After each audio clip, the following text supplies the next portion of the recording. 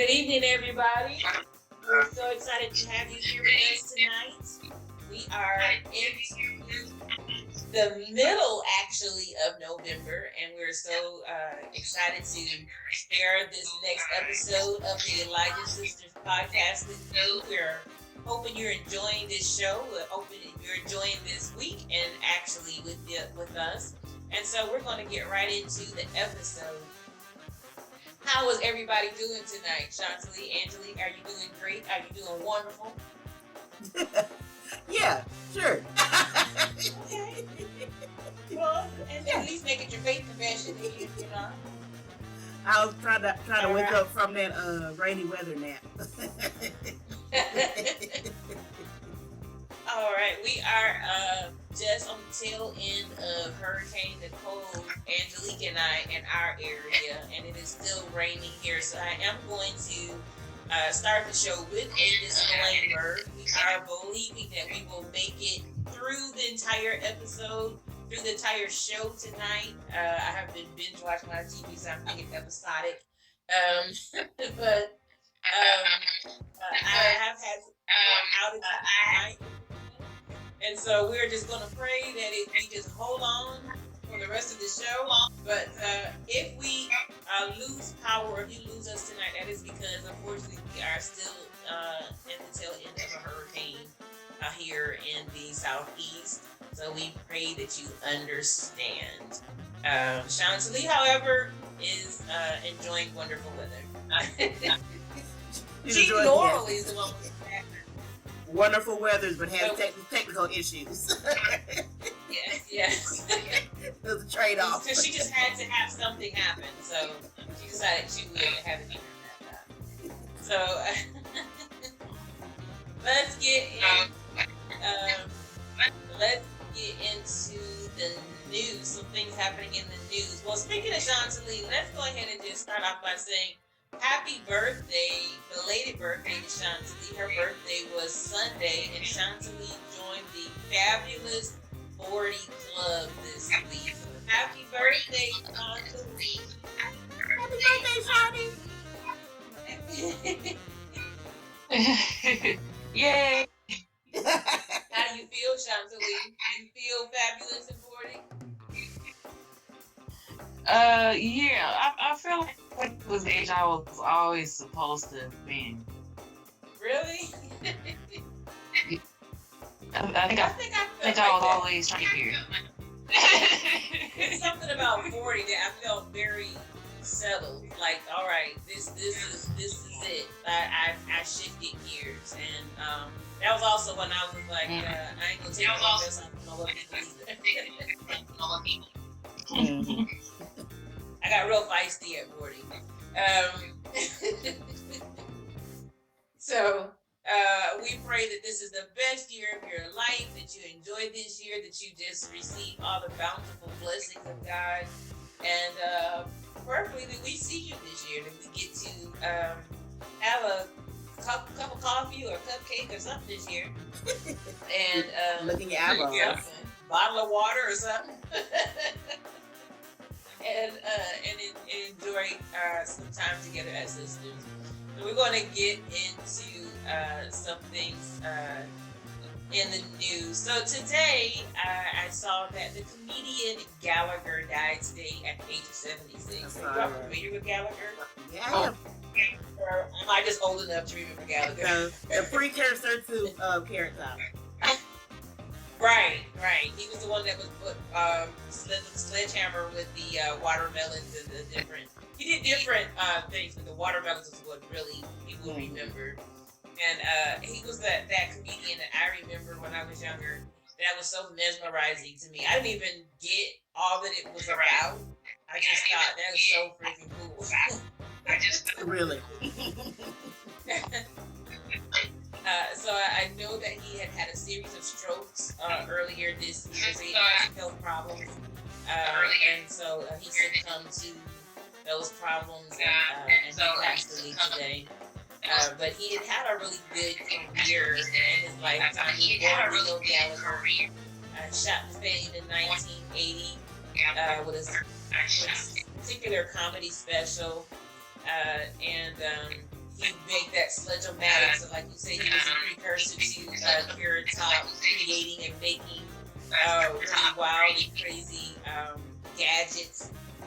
And he would hit different foods and fruits with his sledgehammer, sending juice and frag. In fact, people would have to wear like raincoats. Yeah, and if they were in the front, yeah. Rows of his shows because you were going to get dirty and wet. And for about 15 years, he was the top comedian and one of the highest grossing comedians. And so I think that's pretty cool because he just was different. And I think I'm always applauding and love people who could just dare to be different, whatever that means for you. So I think that's pretty cool. So definitely prayers for his family during this time. On Sunday, Aaron Carter, who is the younger brother of Nick Carter, the lead singer of getting my boy bands mixed up. Well, have somebody come for you. I know. NSYNC, Backstreet Boys, what's the other one? There you go. Nobody say that. Yeah, there's your answer. There was only two. New Kids on the Block, what I was thinking of. Oh, okay. But NSYNC and Backstreet Boys were neck and neck. But Backstreet Boys, Aaron Carter passed away on Sunday. He was only 34 years old. He had been dealing with a lot of troubles for a while. He had just had a rehab for the 5th time, and we were hoping that he would do better. And but he just really wasn't doing well. The cause of death has not officially been revealed, but they do believe substance abuse was involved. He was found in his bathtub by his live-in housekeeper, and there were a lot of aerosol cans and prescription pills in the bathroom with him. That's very sad. He was really battling with his mental health in addition to addiction, and I wasn't aware that he was diagnosed with bipolar, schizophrenia, and one other mental health disorder. That's a lot. Yeah, he was not. He was not okay. In addition to his mental health, I mean that's. I don't know how much you know what it's like to deal with. So he also had multiple personality disorder and acute anxiety and manic depressive. Now, my personal feeling, and I don't know, and I know Chantilly deals a lot with mental health.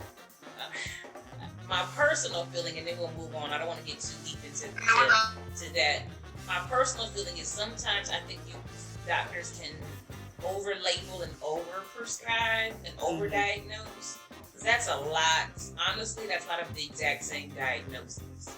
Yeah. Which means that he got a lot of the same prescription over and over again, which he didn't need. And I remember some of the things when because this was a while ago, not recently, when I was looking at stuff from him that would pop up. Some of the things he would say he got diagnosed, then he would say, "No, I'm not diagnosed. I just say I don't."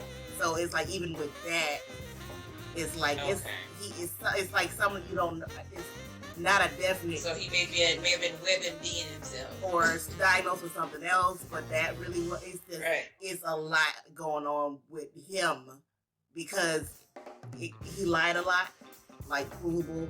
Yeah. Like he really was not. Like he wasn't well. He just. I mean, regardless of whatever official diagnosis, he wasn't well. Yeah. And I just saw pictures of him right before he passed, and it was really heartbreaking to see. Number one, because he was so young, at the height of his career. I mean, he was doing so well. He got from such a talented family.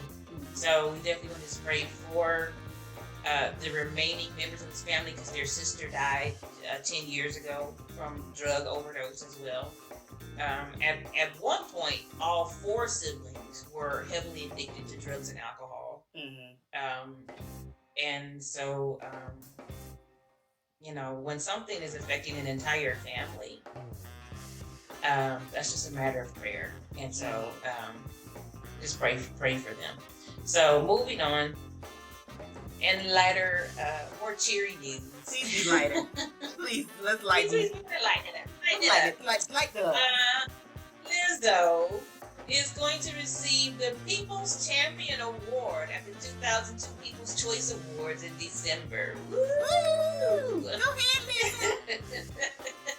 Music superstar Lizzo will be honored with this year's People's Choice Champion Award at the 2002 PCAs on December 6th for her contribution to music and TV, as well as her commitment to championing diversity and inclusion for people of all races, genders, sexualities, and sizes. Come on, what a big girl. I knew that was the last one. Yeah. The five-time People's Choice Awards nominee, nominated this year for the Female Artist of the Year, Song of the Year, the Album of 2022, the Social Celebrity of 2002, follows the footsteps of past recipients Dwayne "The Rock" Johnson, Tyler Perry, Pink, and Brian Stevenson. Come on, I am cheering for Lizzo. Lizzo is not only an incredibly talented performer and groundbreaking entertainer, she is also a role model and inspiration to fans worldwide. And so we are just here for her. She just makes me proud. She's done a lot, and she also was nominated for an Emmy for her reality show for having big girls dance with her. Okay. So, and she also is starting fashion line. Did you know that, Angelique? I did not know that. You need some Lizzo wear. Is it athleisure? Please don't be athleisure, Lizzo. I didn't look at everything before we got online. So when we actually I'm gonna peek at it. She now you're right. She does have a couple things I never could wear to the church house. Yeah. But she is very much comfortable in the skin that she's in. Very much so. But I am gonna take a peek at her 9, you know. And you remember the name of it? Wear a blouse or a shirt or something. You remember the name of it? I did. I was rushing Okay. it, but I'm gonna look it up before the I show's definitely over. will. I'm gonna look it up. So today, Black Panther: Wakanda Forever opened up in theaters worldwide. We have been waiting for this moment for a long time, especially just in remembrance of Chadwick and him being gone. And so, who's going to go see it? I know. I want to see it. We probably somebody in this house probably don't want to go see it. I thought you said you and Mom was going to get dressed. I was looking at your outfits and everything. We lost track of time. We didn't get our outfits. So we had to regroup. Got to wrap it back around and regroup. Johnny, are you and your family going to go see it? Huh? She done popped on two devices. What is the hip hop? Well, I need her to answer on one. Missionary Eggerson. Okay, I had to get on Jonathan's phone. I'm like, okay, I see two Are you and your family going to go see Black Panther? That's enough. I don't know. I don't know if that's a whole family in a theater movie. Really? I don't know, but I know we all gonna go see Little Mermaid. No, okay. Now that seems like something they all would like. I don't think all your kids would like that. Kylella's going to go see Little Mermaid? Yes, he is. Because Mommy Does he said know so. that? Yes, he is. This is more than a movie. Is he aware that he's going to go see it? He'll be all right. We went to go. We all had to suffer through Jurassic Park. He'll be okay with the Little Mermaid. The newest one? Mm-hmm. Oh, I'm sorry. I wasn't. I was thinking about seeing. I was gonna binge watch all of them. Is it good?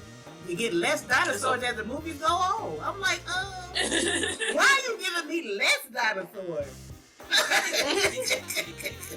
Because I'm like, I keep seeing less and less dinosaurs and more people.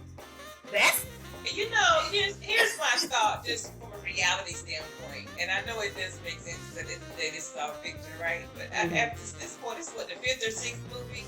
Why are you people still going out to these doggone islands to see these? Well, why?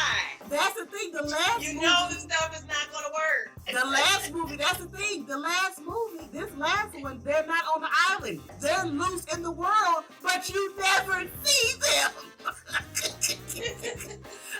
So we got dinosaurs that's supposed to be loose, but where? Because I didn't see that one either. The newest one. That's the last one. That's the thing, because the little clone girl released them into the world. I think I'm good after the last one I saw. Yeah, they didn't, and they had the nerve to bring back. For you. Here's some good news for. Well, I think both of you all like this show. So Peacock has been on a roll. Peacock has been the champion of reboots and good TV for the last probably year and a half. And they, Angelique, are you ready? Mm-hmm. Okay. They are making a movie for the TV show Community. Oh, wow, I just watched that. I just watched all of that. Like, I thought both of you all liked it. I knew Angelique did, but I wasn't sure if you. I thought both of y'all did. Yeah, they are actually writing the script now, and to my knowledge, they have all the original cast on board. No. Get out of here. No. Shut your face. What? Shut your mouth and keep on talking. Oh yeah. If they the first person to say they wanted it was Donald Glover. I'm not surprised. Okay. It's on his last season, I think. I think that's why he left Community, wasn't it? No. I think he left Community. I thought he left Community to do more music. I don't know. Donald Glover does all kinds of stuff. It might have been. Well, I thought he left to do music, but I watched the funny thing is I didn't watch it when it was on. I watched it after it was canceled, but I ended up falling in love with it. So I love the thought of a movie. And I think instead of rebooting shows into series, more series should just do a movie and encapsulate and finish up a storyline in 1.5 to 2 hours. And I think that probably made it easier for them to get everybody back because it's just a movie. Right. They're not doing have to do the time commitment of we're going to do a brand new series. It's going to be, we're going to film it for the movie. Especially since so many of them are stars now. Like, pretty much everybody's doing other stuff. I mean, yeah, but I'm saying some of them were all up and rising stars, but they definitely, Joel and even Donald Glover and most of them are now. Yeah. Like that, their time commitments, you couldn't get them to do 13 to 23 weeks. No. And pay them what they're worth now versus what they were worth 50 years ago. Yeah, because Donald Glover Community is not Donald Glover now. Cause that was like Donald Glover from like YouTube videos and stand up, and we kind of knew who he was, but nah. That's what's the name he goes by? I always forget, and I always forget every single time. Every single time. Charlie, you know what I'm saying? Either I forget his real name or I forget his musician name. It's one or the other. It's gonna be one of them gonna go. The point is that they ain't paying. They're not paying the rapper now. Yeah, Childish Gambino. Yeah, they're not paying Childish Gambino. Nah. They got them kind of dollars. Speaking of Peacock, that George Lopez has come back with another show because George Lopez just won't sit still for anything in these things. Who does not love George Lopez? And so he is now has a show on NBC and Peacock with his daughter Mayan. And I saw the show. What is your daughter? Hilarious. I was looking at Fridays on the Peacock app or on NBC, and they're basically roughly on their story going through his divorce, and him not being there, going through divorce, and they're working through their relationship now with her being an adult. But it is very comical. It is very funny. I love the show. I'm all for it. I think it can be a huge success. the episode I saw last week was great. I anticipate watching the show tonight, and so I think anything George touches is good. I love all his stand-ups. I think all his shows have been good. So, I think it's great. Speaking of new shows out, has anybody seen the new Surreal Life? Not yet. I didn't even know it was out until last night. But I definitely want to. So, I am a reality show junkie, and not to the insane degree, but I was there for I was there for the original reality show. I saw the first episode of The Real World. Okay? Thank you. Hello. I didn't have a clue what was going on. It was like odd. I was like, I'm like, so we just watching people be like, cause that's like we just watching people be people. That's okay. Which they're rebooting those episodes too, and oh my god, that's some good TV. I think I watched the last two. I believe. Oh, you gotta watch 3. But anyway. I know what the 3 see. Well, they did 1, 2, and the third one is 10. Okay. It's 9 or 10. It's the ninth season. It's the 9th season. It's the 9th season. That's the one I haven't and seen it is yet. really good. It is really it's the one with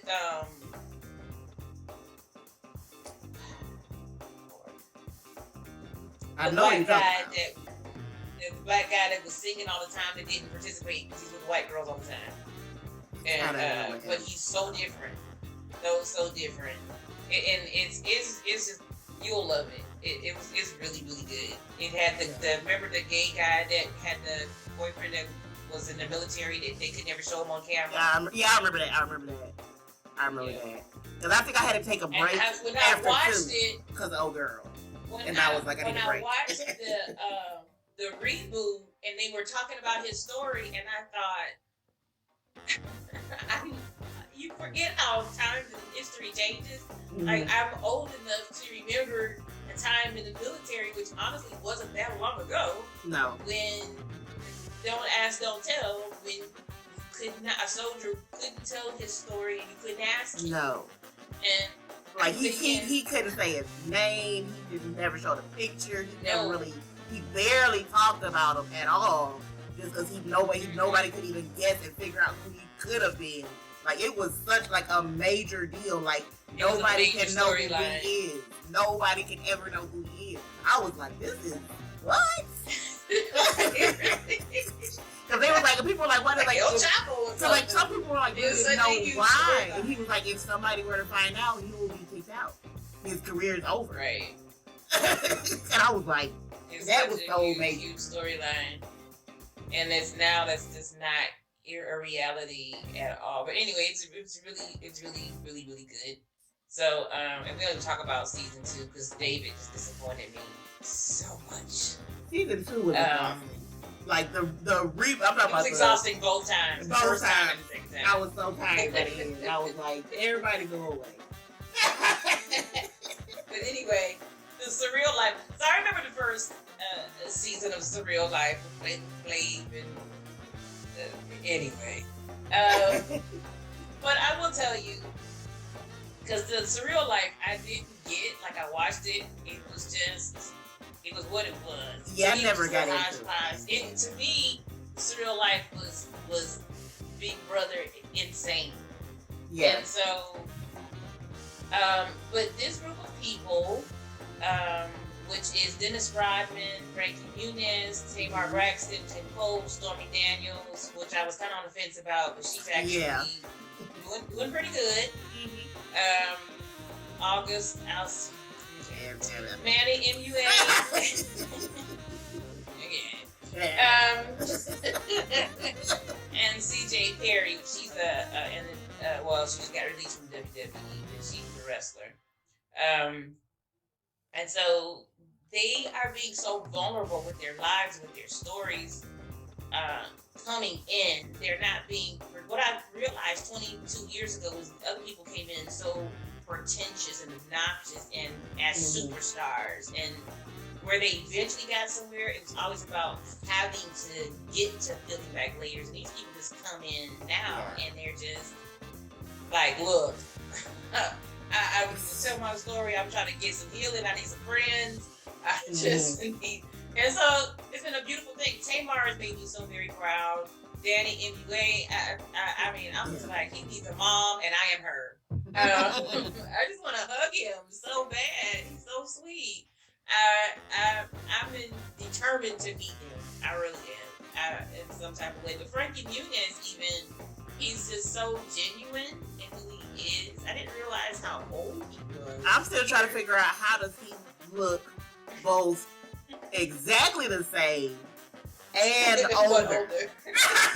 Like, I was like, he looks and sounds like almost exactly the same, but right. not. Right. Kim Cole she's just like the house mother, and every time she encounters people, talks to people, she's just calming and soothing. She makes me feel like I just need a nap because I want to lay in her arms. It's gonna be okay. But she said something that just made me feel for her. So they were all at dinner doing an icebreaker, doing two truths and a lie, and let me tell you, that game can get people in some trouble. I've played that game before. And she tells them that she battled with depression really bad after living single. She went through shocks through all of her money and had $27 to her name, and that just broke my heart. And everybody was like in tears when she shared that, but she shared it very openly, and so it's those type of moments that are on the show. Dennis Rodman has a breakthrough. Dennis's breakthrough will make you cry. So it's a really good show. I think anytime that I see a reality show where people show you them genuinely and not a lot of arguing and fighting and foolishness. Yeah, because I'm not even into those kind of reality shows anymore. Like I don't do like the Real Housewives shows and that stuff no more because I just can't. The Basketball Wives. But I think when the purpose of a reality show is to just show you the realness of a person. Yeah. And I enjoy shows that can do that. And so I'm looking forward to it. Yep. I'm planning to watch it. I definitely plan to watch it. And I think the difference between like this surreal life, especially like in like this, literally like this season, this time and everything, and like the other reality shows you were talking about, like the Housewives and stuff, not even the other surreal lives, but like the Housewives and stuff, they don't need to create a persona of drama to get a career or get attention. Like, right.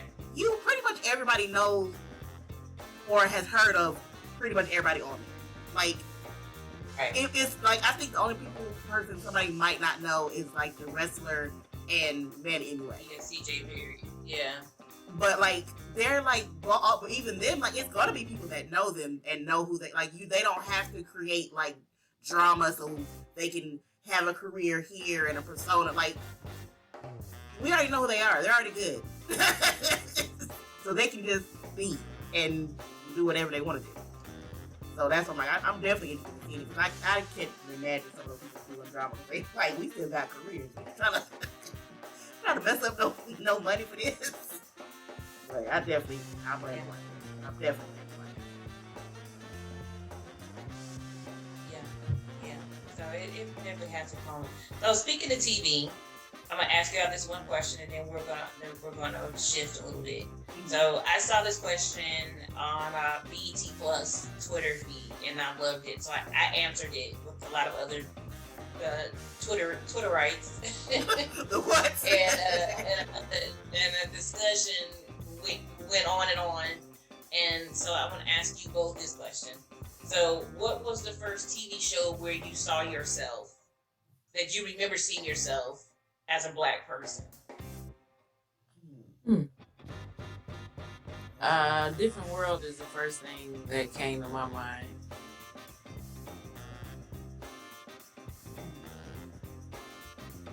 I really got to think about that.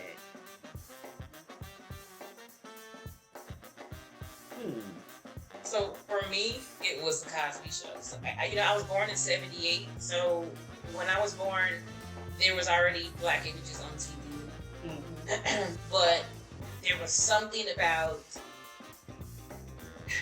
being in front of that TV on Thursday night at 8 o'clock in 1984 and seeing that African American family that I would never forget for the rest of my life, where I remember seeing the Cosbys and not exactly, but I saw my family. And it was so impactful. I got the jokes. I got the things that were implied. I got the facial gestures. I got it because that was how my family talked. I got even just not just that family, but the extensions of it, the grandparents, the family friends that came by, how they dressed, how they talked, all of it, the episode when the first day of school and Rudy, the lunchbox, everything. I was like, gosh, this is my life. So I just know for me, it was the Cosby Show. It was like, that's it. For me, that was the first TV show that I knew. Like, I saw other shows that, like we've talked about, like Fame, where I thought I saw where I could be something. But the Cosby's is where I saw myself. And then I feel like Chantilly, the next chapter of that was in a different world, where it was like, it was that extension of it. Yeah. I thought about, when I first thought about Different World, I did say, it should be a Cosby Show. Like, in my mind, I was talking to myself, and I was like, but I thought it was funny, but I didn't listen to anybody on the show,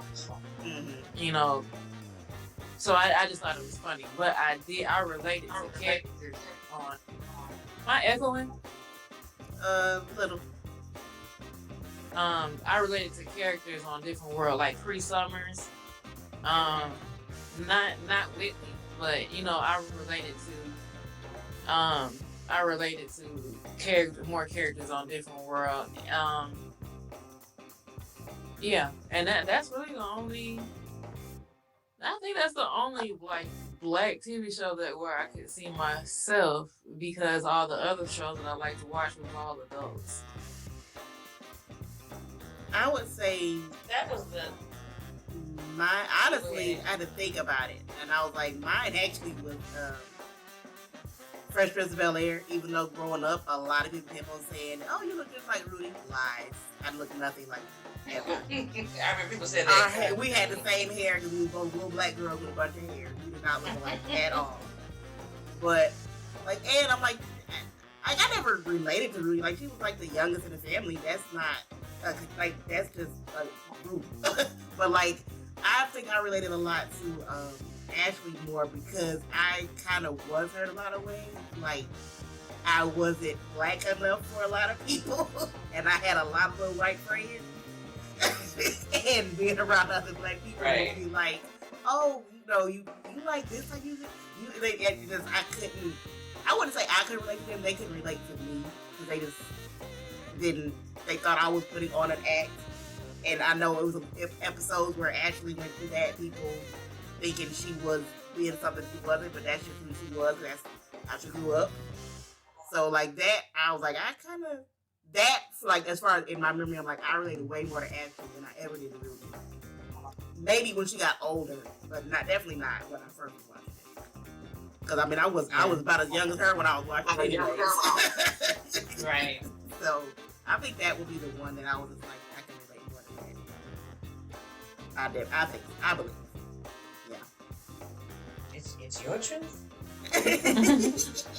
had to go. I was talking to myself. Myself said we agree. All right. Okay. I definitely, when it came to the Cosby Show, I definitely identified with it because I actually was around Rudy's age, me personally. Keisha Knight Pulliam and I are the same age. Which is ironic when people would say that to you, because I was like, I'm actually the age of the character. Yeah, But y'all talk about old episodes, and I don't know what y'all talking about. Because me and her are not the same age. But I actually identified, especially as I got older, I totally identified with Jennifer Bledsoe's character. Mm-hmm. I just really did, because she was really smart. She was a smart one, and she was the quote unquote good child.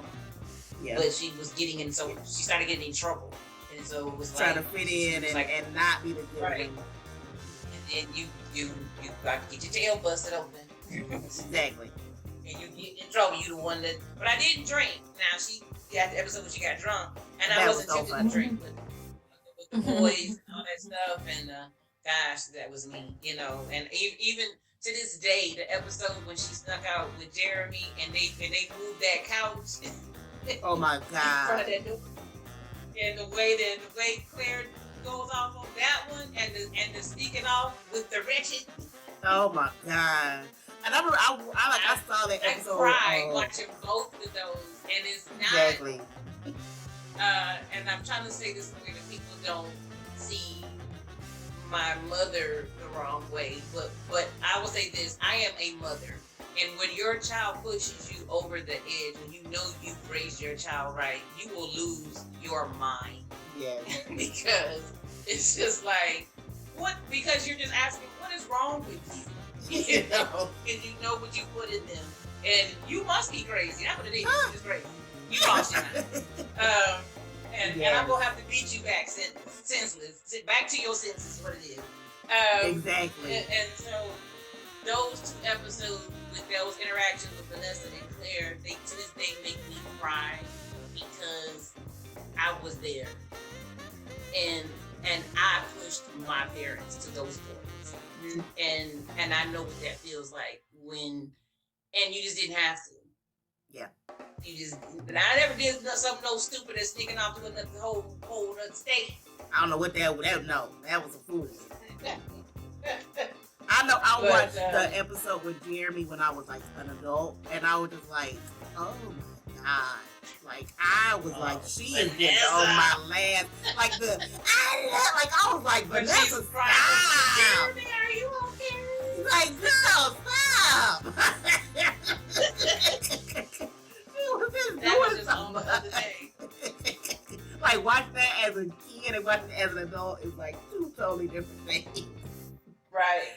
When you watch it as a kid, you're just like, man, they're doing her so wrong. They don't understand. As an adult, you're just like, they need to kill her. Just beat her. Like, girl, just shut lock her up. Go shut your mouth and sit down. And you feel like Claire when she's just like, ain't nobody heard that boy yet. For real.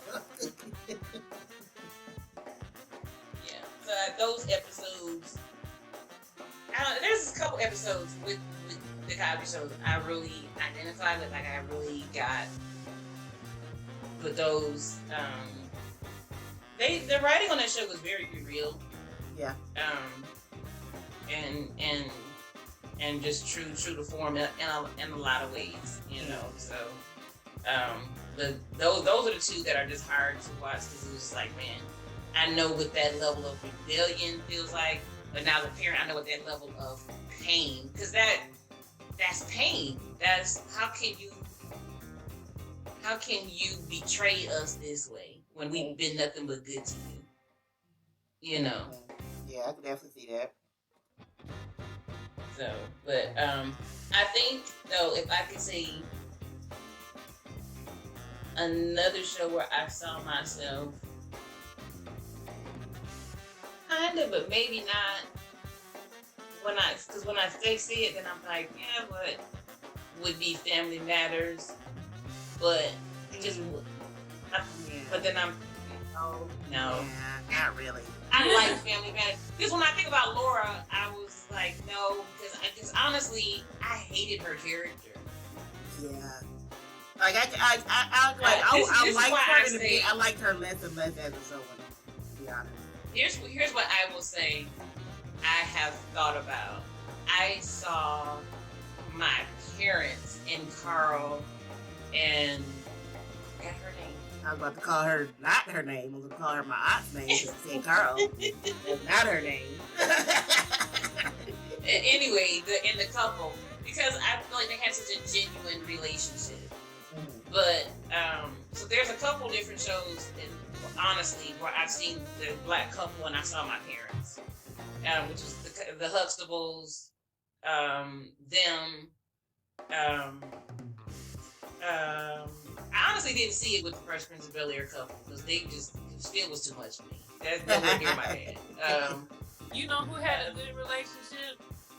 The Who? couple on 227. Yes. Yeah, they did. They did. They really did.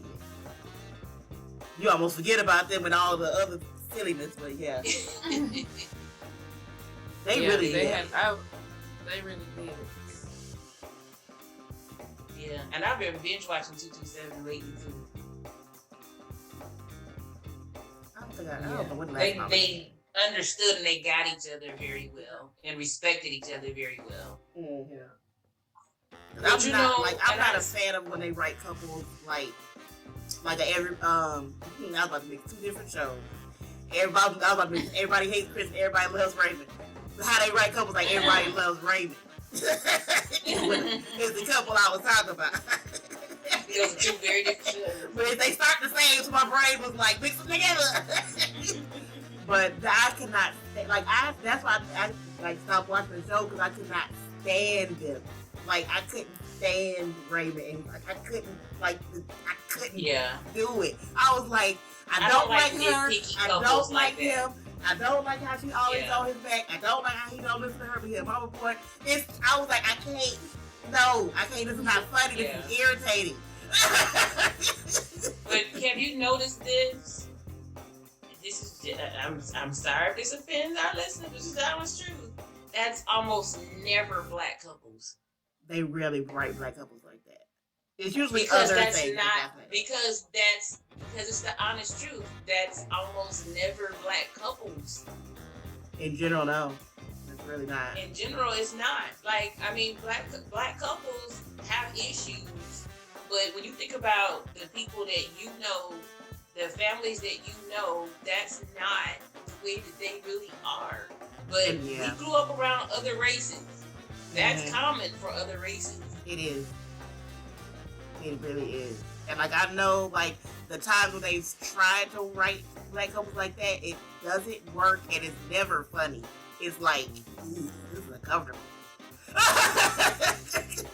Well, to be honest, when you talk about Everybody Hates Chris, their marriage was not comfortable for me. Mm-hmm. Their marriage wasn't cohesive for me.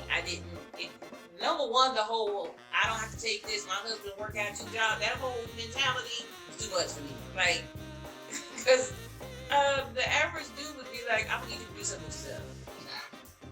I think they could have written it in a way where, but it was like, y'all can't have her being independent, but you gotta keep that. I'm like, I don't know. I guess it was written like that because it was written in that era. I don't know. I mean, he said this based off his mom, for real. And then she was just, she just was a lot. And they did it with that big piece of chicken. Yeah, leave a big piece of meat. He said the big piece of chicken thing because he's done that in stand-up. That was a real. That's real. That was real. That was real. That's what I'm saying. Like I could. And I know that's real because in our family, the big piece of chicken belonged to Daddy. When I didn't even know that was a breast, I knew the big piece of chicken belonged to Daddy. Like I could. That's what I'm saying. Like I could tolerate Everybody Hates Chris way more than Everybody Hates Raymond. Right. Way more. Yeah. Because it was just like how it was written, how it was done. Something about it was just like, I don't know if it was just something was just different. Like it was just. And I think because the main focus was never his parents in Everybody Hates Chris. Like you're right. They weren't the main focus of the show.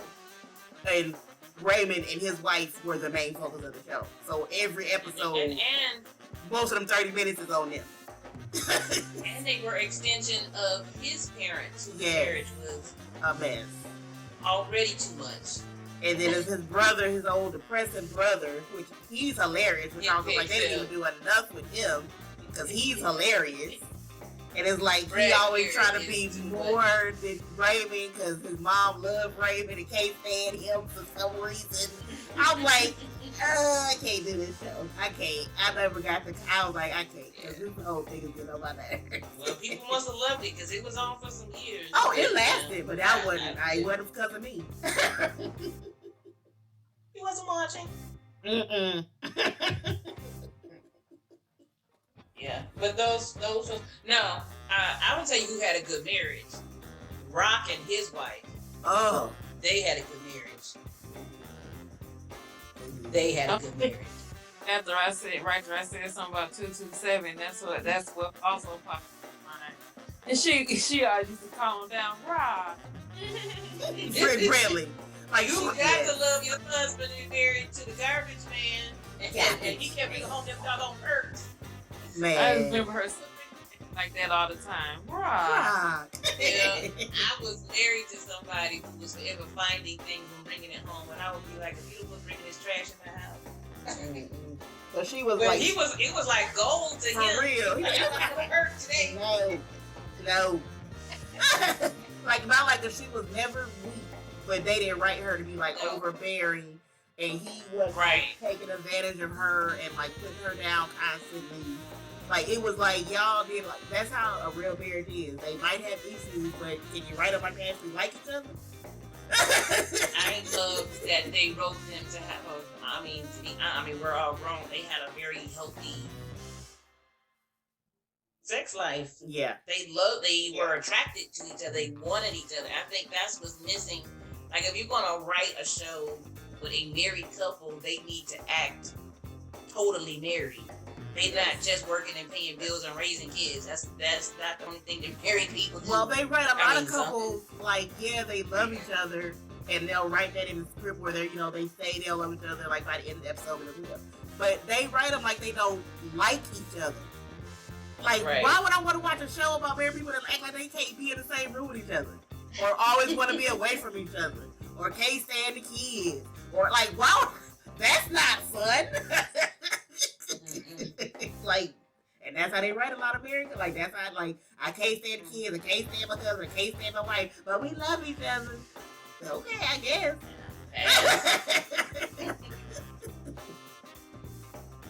Well, that was a little. The more you think about it, I'm sure you'll come up with other shows. Mm-hmm. It'll make you think about it. Things to make you open.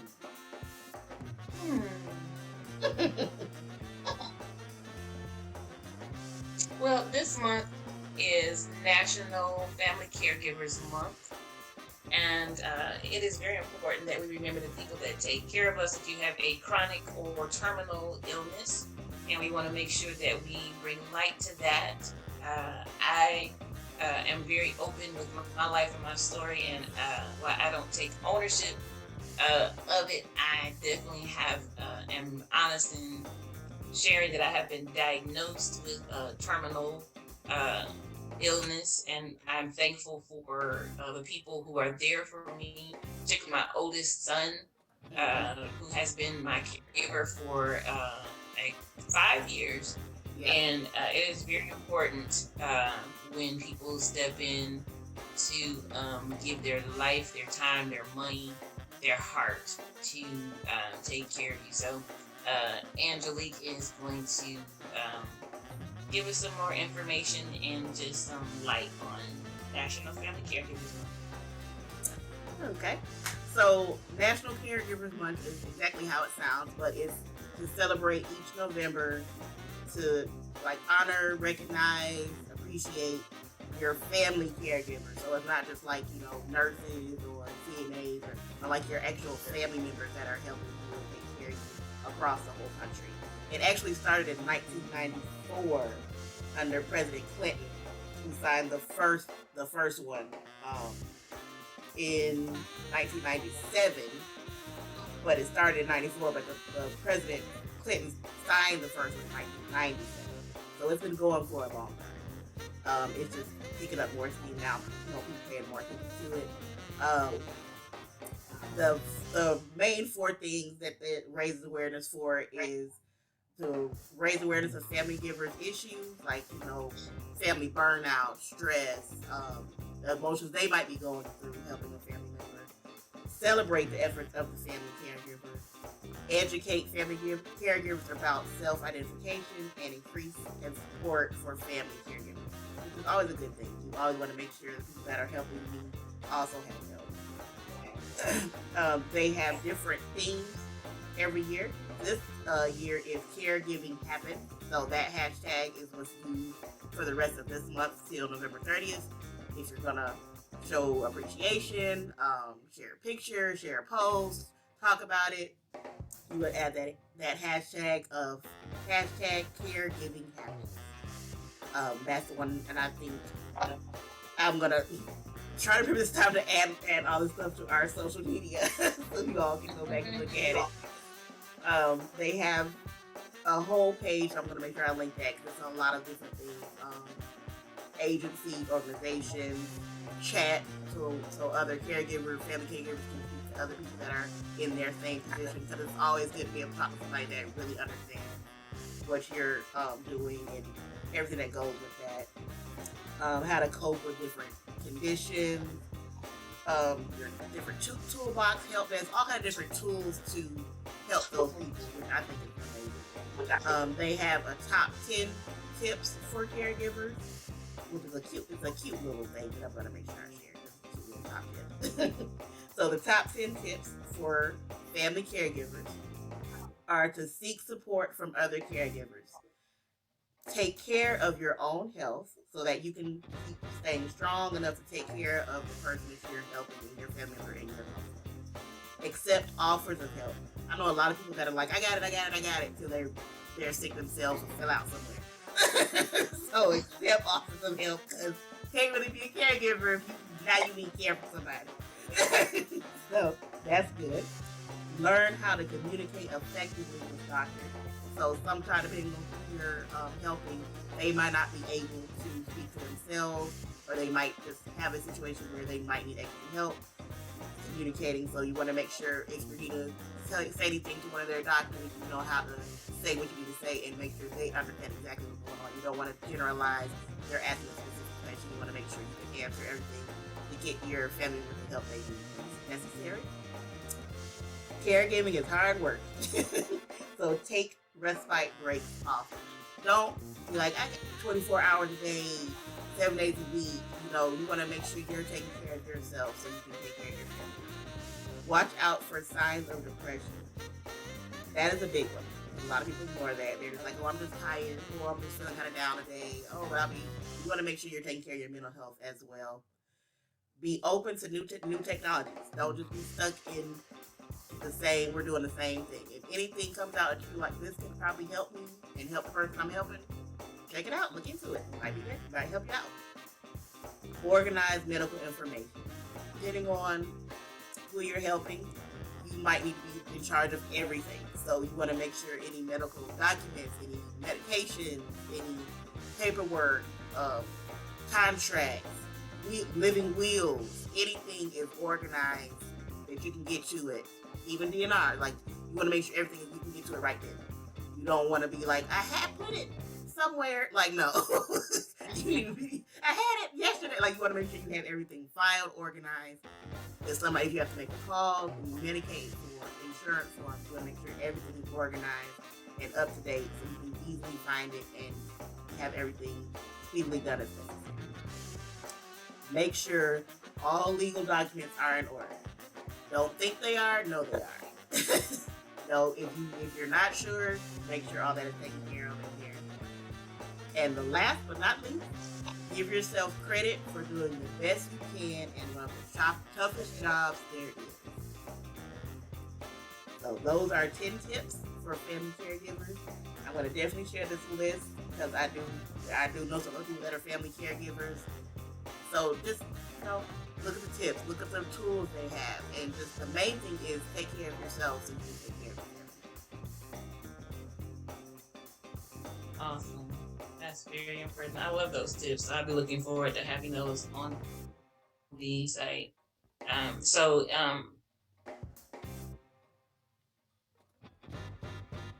So if you are, to our listeners, if you are a caregiver or want to send a shout out or give a thanks to your caregiver while we are here live, you are welcome to comment and let us know that, and we will definitely give that love to your spouse, your brother, sister, child who's a caregiver, and we want to make sure that they get that.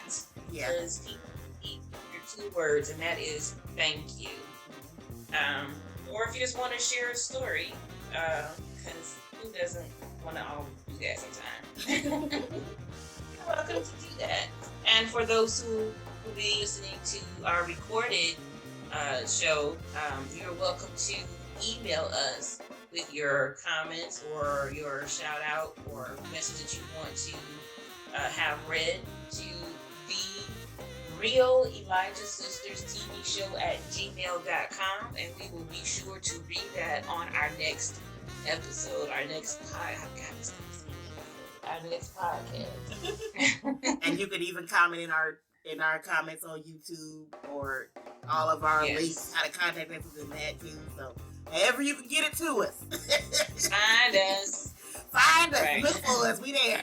Also, if you are here live with us, we did, or if you're just logging on, we did wish Chantilly a happy birthday earlier. If you were here, we did it at 7 o'clock. So if you're just logging in, we want to make sure that we tell her a happy birthday one more time. Her birthday was Sunday. She joined the Fabulous 40 Club, and so we want to make sure we say one more time happy birthday to Chantilly. And if you have a birthday this week, a birthday or an anniversary, it does not have to be a wedding anniversary. It can be any special anniversary to you. We want to make sure that we acknowledge that. You can comment and let us know. Leave a message in the comments on any of our platforms, like Angelique said, on Facebook, on YouTube, on Twitter, on Twitch, right, Angelique? Twitch, TikTok, Instagram, Facebook, YouTube. We all over the place. Or you can always email us at the Real Elijah Sisters TV show at gmail.com, and we will read your salutes. If you want it sang, you need to let us know, because all of us don't sing.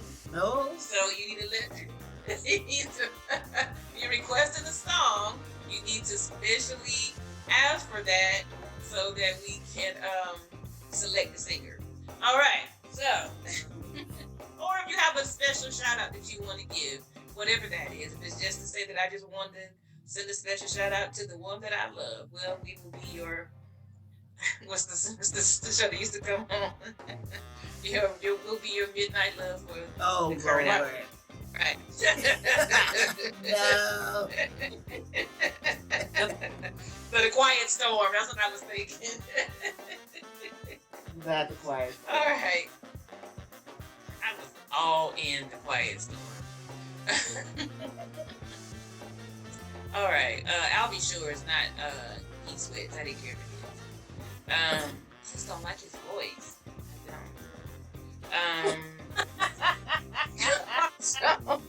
I'm trying not to comment about Keith Sweat because I know folks love him Keith Sweat, but all right. I know. You probably just lost some. I'm sorry, y'all. Y'all can love Keith Sweat. Y'all can love it. His singing voice, it sounds like when I was little, I used to think it sounded like a wounded sheep, some type of wounded lamb. Yeah, it has that wounded lamb vibe. His Quiet Storm, he sound like he'd be like that, bang, bang, bang, bang. That's like the lamb, right? He does have a lamb-esque quality. Yeah. Yes. But then listening to his Quiet Storm, you get another weird feeling like the nasty old uncle, like. Yeah. I felt real grody when I would hear him on Quiet Storm. Real. Like, there will be waiting for 12 o'clock for that Quiet Storm, boy. I think he has an untrustworthy laugh.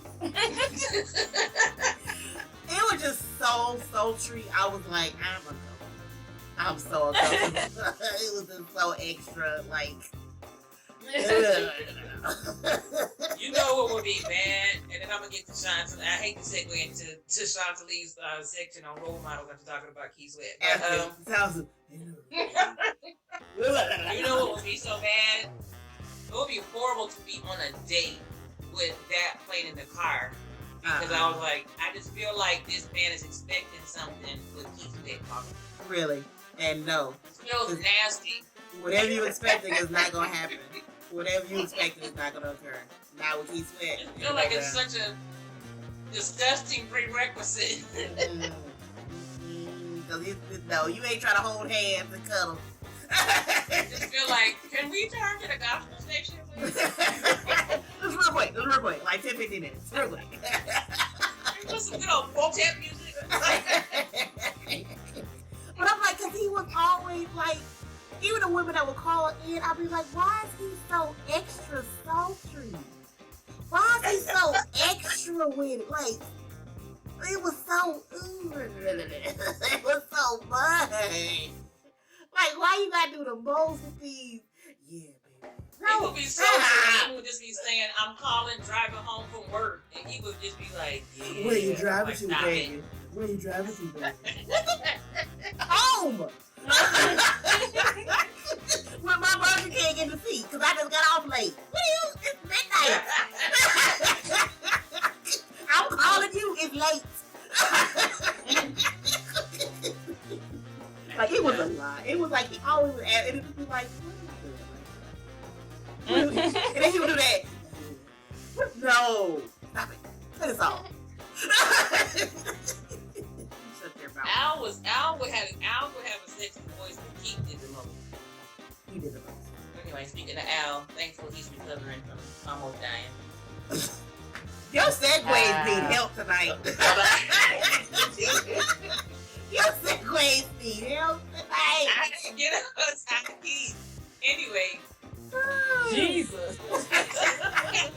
I was like, yeah, oh yeah, thank you, because he almost died. Glad he's doing better. Next, Chantilly.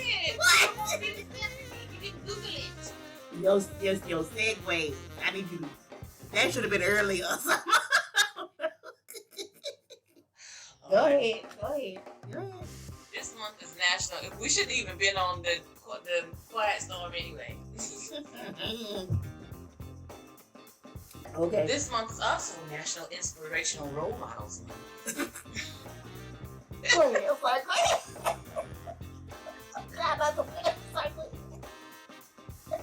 I need some water. Hold on. Oh. Okay, I'm back. Okay. We're not gonna have another chair yet. You're gonna have to really edit this episode. This month is also National Inspirational Role Models Month, and Chantilly is going to share with us whatever she's going to share. Oh God! I don't have it right now. Eve is in my dome. Let me get me right. Watch on the talk. Okay, so this is a teen role models month, and so there was when I looked at the website for what this is all about, the three main things that I got out of it is that if you're a parent, you have to remember that you're a role model, whether you're doing anything good, whether you're role modeling something good or something not so good. You're a role model whether you like it or not, so that's something that you always have to be aware of.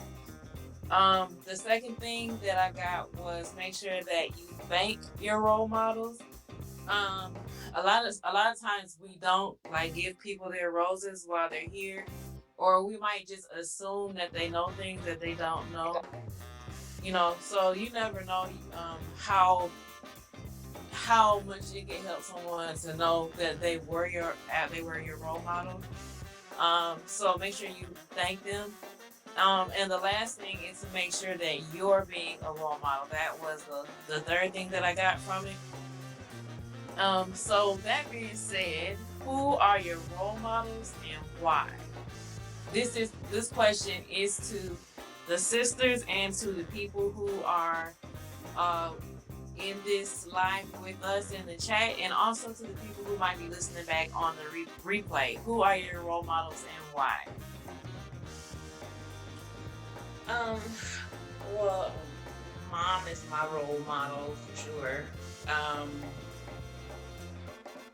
I have different role models in different areas of my life. I would say mom and dad, and for different reasons. But I've always felt that Debbie Allen was a role model for me. We talked a couple weeks ago that I felt that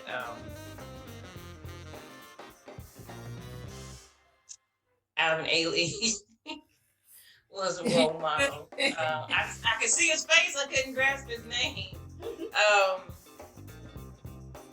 I've looked at, and then there's Christian role models in leadership: Catherine Kuhlman, Mariah Woodworth-Etter. Those generals that I've looked at. It's just different people in different factions, whether it's business, ministry, leadership. There's different people fit in my life for whatever I need to glean from them for. Okay. Since Renee stole one of mine, I'm still gonna use it. Debbie Allen is definitely one of mine. No. Nope. Too late. It's out the air. Can't take it back. See, I don't even like to use the word role model. But I would say segment is on role model. Oh, great. I was just saying that like her. But I think like role. I think it's more how people think of role model. Like I'm going to model my life after this. Like no, like they're like a role model in the sense of I like what they've accomplished. That even if it's not exactly what they're doing, like seeing how they work to get what they are. So like one of my other ones is what it is. So it's Beyonce. It's what it is. Take it as you will. Don't really care. Oh my. Live, laugh, love. Because I really don't even look up to a lot of people outside of like mom. Like I really don't. So it's like it's they a lot worthy. They not worthy. Yeah, it's like a lot of people like I have appreciation for a lot of what they do. I can see okay, I would want to see what they did to get where they are. But like yeah, I would say those are the ones off the top of my head right now. If I would just be like those would be Mom, Debbie Allen, and Beyonce. Yeah.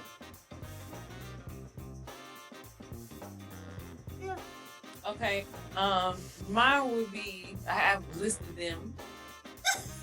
They're not in any type of order, but Beyonce for her work ethic. Okay. Oprah for her vision.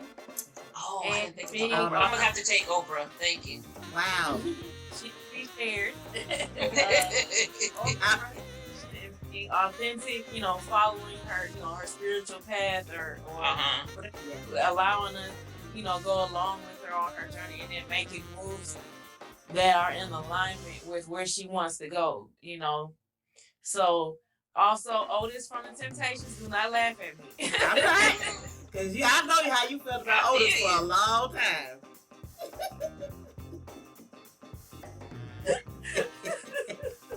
You the one laughing. I know how you feel about Otis. It's all right. He is very okay. Otis for his determination. Okay.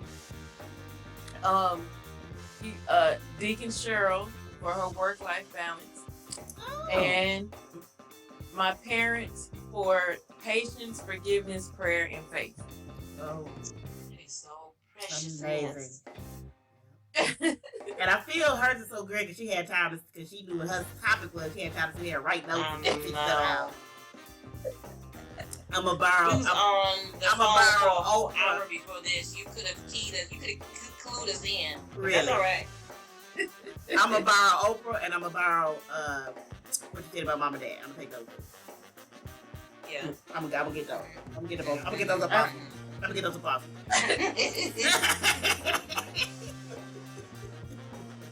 That was sweet about Deacon Cheryl, though. I can definitely see how you see that about her. I still call her Deacon Cheryl. I probably always. For real.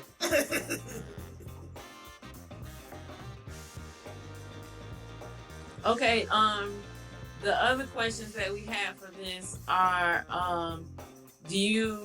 this is for people in the chat and people listening to the replay, also for the Elijah sisters. Do you have any of the same role models now that you had when you were a teen? Because it really was about teen role models and making sure that, you have, making sure that you are mindful that you need to be a role model to teens. So, sometimes, what we want changes the older we get. What inspires us and motivates us is different. So, Otis has been there for me. He's always, and he has been here for the Temptations too. Okay, and that's what I'm talking about. Seriously, Otis said I ain't going nowhere. I'm trying to think, did I even have role models when I was Debbie has been there for me since I was 6 years old. And she's not going anywhere. And Alvin wasn't a role. Alvin Ailey wasn't a role model for me. I just admired him, but he's been a role model for me for at least 20 plus years. So definitely my younger years. My artistic role models have been there since I was young. Mom and dad, for sure, that hasn't changed. My ministerial role models have been the same since I was 11 years old. And that's something that you all know better than anybody. Catherine Kuhlman and Amy Semple McPherson and those people, I just fell in love with their love of the Holy Spirit and who those women were. When I think about, and you'll just have to look these people up, but these three women in particular, Catherine Kuhlman, Amy Semple McPherson, and Mariah Woodworth Etter, what I would not know at 11, that I would come to know 30 years later, was how much my life would mirror theirs spiritually and naturally. And all these women would be married and divorced. Amy Semple McPherson multiple times. Her and Mariah Woodworth Etter, they all were in horrible marriages. They were all married to men that at some point demanded that they have to prove something, or the world demanded that they had to be with these men to prove their validation. These women were extremely anointed, in a time when women weren't even respected to speak in public, period, much less preach. And they were holding, revivals with hundreds and even thousands of people, and having husbands that were silencing them, or either demanding you have to use me, or people were requiring that. And I just fell in love with these women initially just because I just loved their preaching and their love of the Holy Spirit. But as I got to be older, it was just like, oh my gosh, that their lives are my life in every possible way. And I would have to pull on them and their survival to just be women as I got to be older. Not women of God, but them just being women. Them having to survive being women in a world of men who didn't respect them. In a world of women who didn't respect them. And all of them were women who were different, especially Amy Semple McPherson.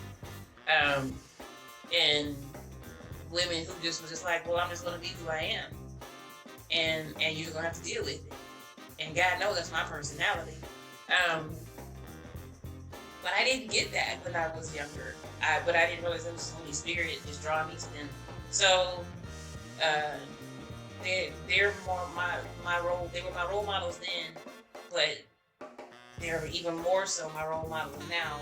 But some of my other role models have interchanged in my life. Business and stuff. That's definitely changed because my viewpoints on some things have changed, and how I feel about some Black issues, African American issues have changed in life, and what I've needed, has changed as I've gotten older. But I think the things that are fundamental and foundational to me, um, that has remained. So what I'm saying as far as the arts and spirituality, those people that I needed to help lead me, that was established when I was younger, and that's some people that I look up to that hasn't, that I look up to that, like Nancy was saying, as role models. Now, do I know a lot of people that I admire, that I like? Heck yeah, we grew up traveling all over the country. But when I look up to these people and say, I trust you enough to lead me in my life, no. Not even a little bit. That's two different things. And not enough to train me to teach somebody else. Like Chantilly said, the point is that we become role models. And so these people groomed me enough that I could, in turn, teach and train other people. Yeah.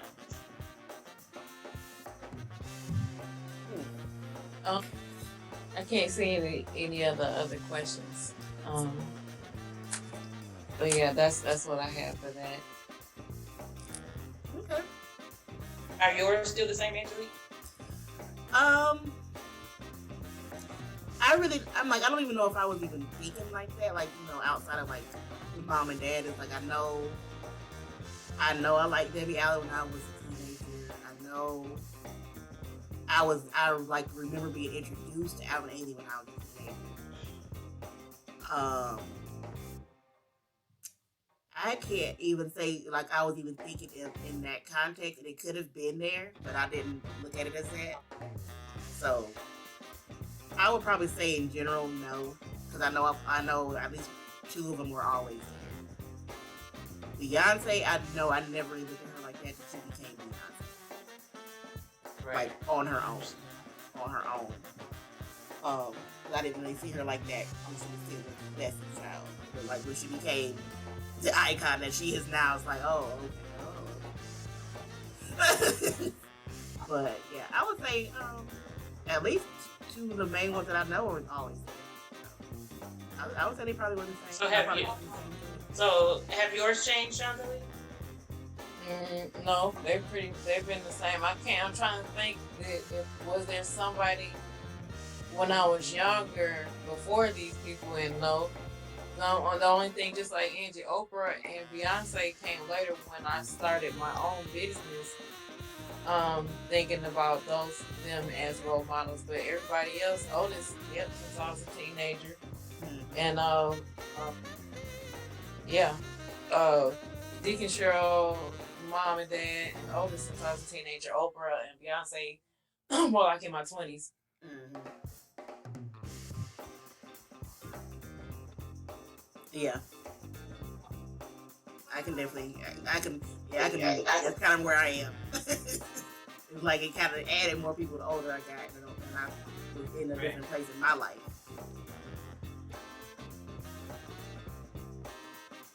Right. Well, we encourage all of our listeners to continue to think about those who've impacted you as role models and how you yourself have become a role model, and who you are inspiring and impacting in your life today. Because all of us should be in a position where you can and are inspiring and encouraging and are able to be a role model to somebody at this point in your life as an adult. And if you're not, then you should go back to the drawing board. Yeah. Like, nobody? Okay. Not even just a little nobody. Because you should just have invested in your life enough that somebody should be able to look up to you for something. And it's not hard. One of the greatest things in my life is to be a role model. It's just, amazing. So this week is the World Kindness Movement Week. We observed this, and this was really cool for me to look into. And so I'm just going to take just a little bit of time and share with you all about that. Were you all aware of the World Kindness Movement? I was not until I looked into it. I was like, oh, okay. So it's been going on for 25 years. It started in 1997, and I'm all about kindness and giving your best, being your best. You know, showing your love, giving from your heart.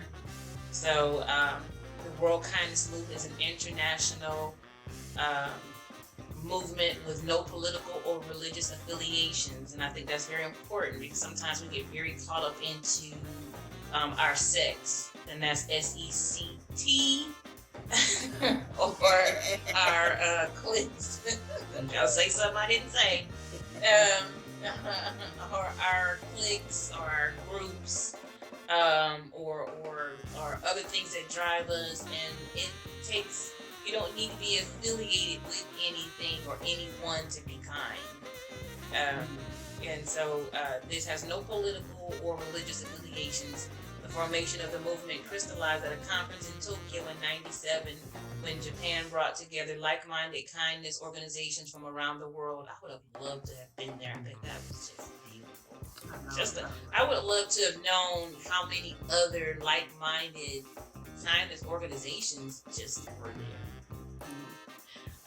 The World Kindness Movement was later launched in Singapore on the 18th of November 2000 at the 3rd World Kindness Movement Conference, and in 2019 it was registered under the Swiss law.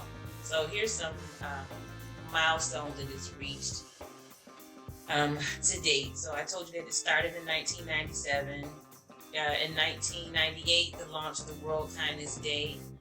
November 13th was the launch of the World Kindness Day, which is why we observe it. So on Sunday is the official World Kindness Day.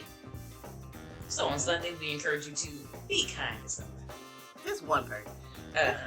Just one. Just do a little something.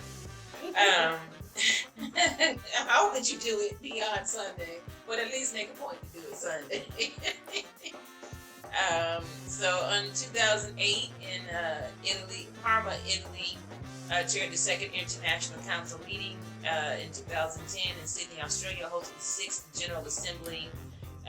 In 2012 in London was the 8th General Assembly. Torch passed to Singapore, and then to Australia. In 2013 in Hong Kong, China, chaired the 3rd International Council meeting. So we see it begin to grow, the movement of kindness around the world. And also in 2013 in Hong Kong, China, launched the World Kindness of China. In 2014 in Sydney, Australia, hosted and chaired the 8th General Assembly. In 2015 in Paris, France, launched the World Kindness France. In 2015 in Avignon, France, chaired the 8th International Council meeting.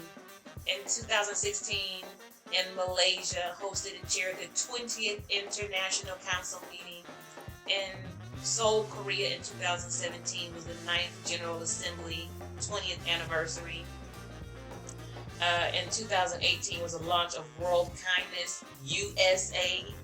In 2019 was the World Kindness Movement registered under the Swiss law and becomes a legal entity.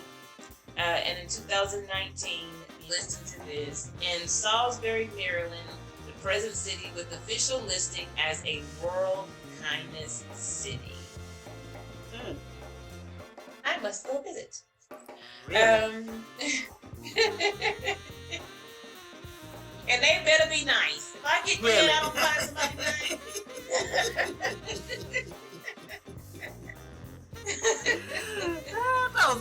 Okay, y'all lied. That's what it is, y'all lied. Okay, I'm sorry. Y'all have been misrepresented, fraud.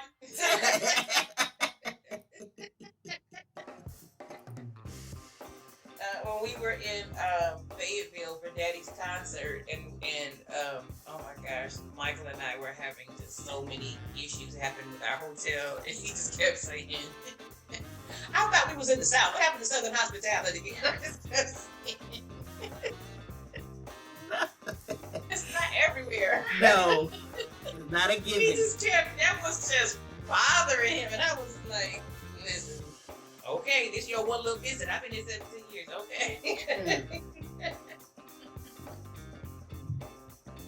It was bad. Fayetteville did not leave a good impression on his heart.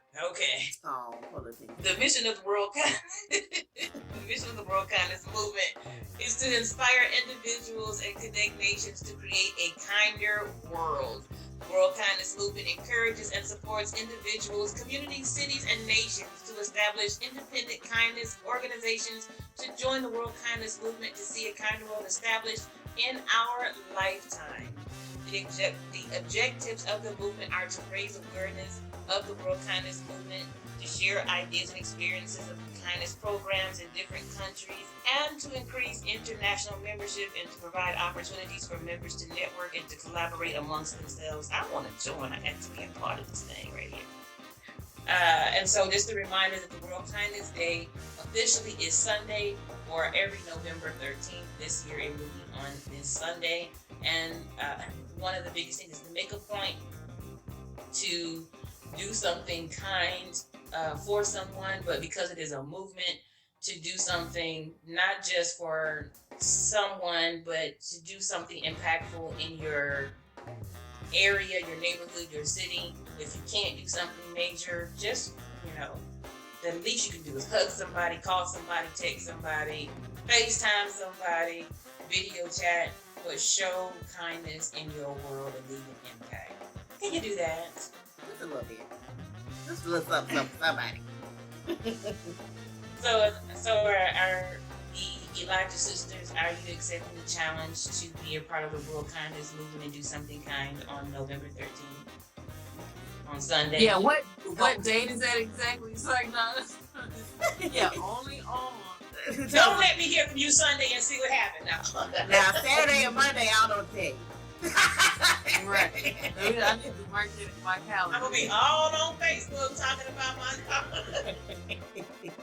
You got Sunday till midnight, Aldo. After that.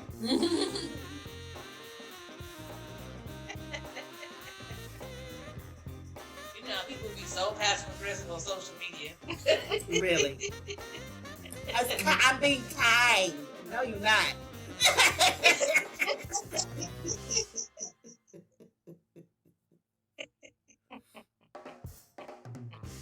I thought today was World Kindness Day, but I guess some people don't understand that. Yeah, you already wrong. And then I have to tag you in it to make sure that you read it.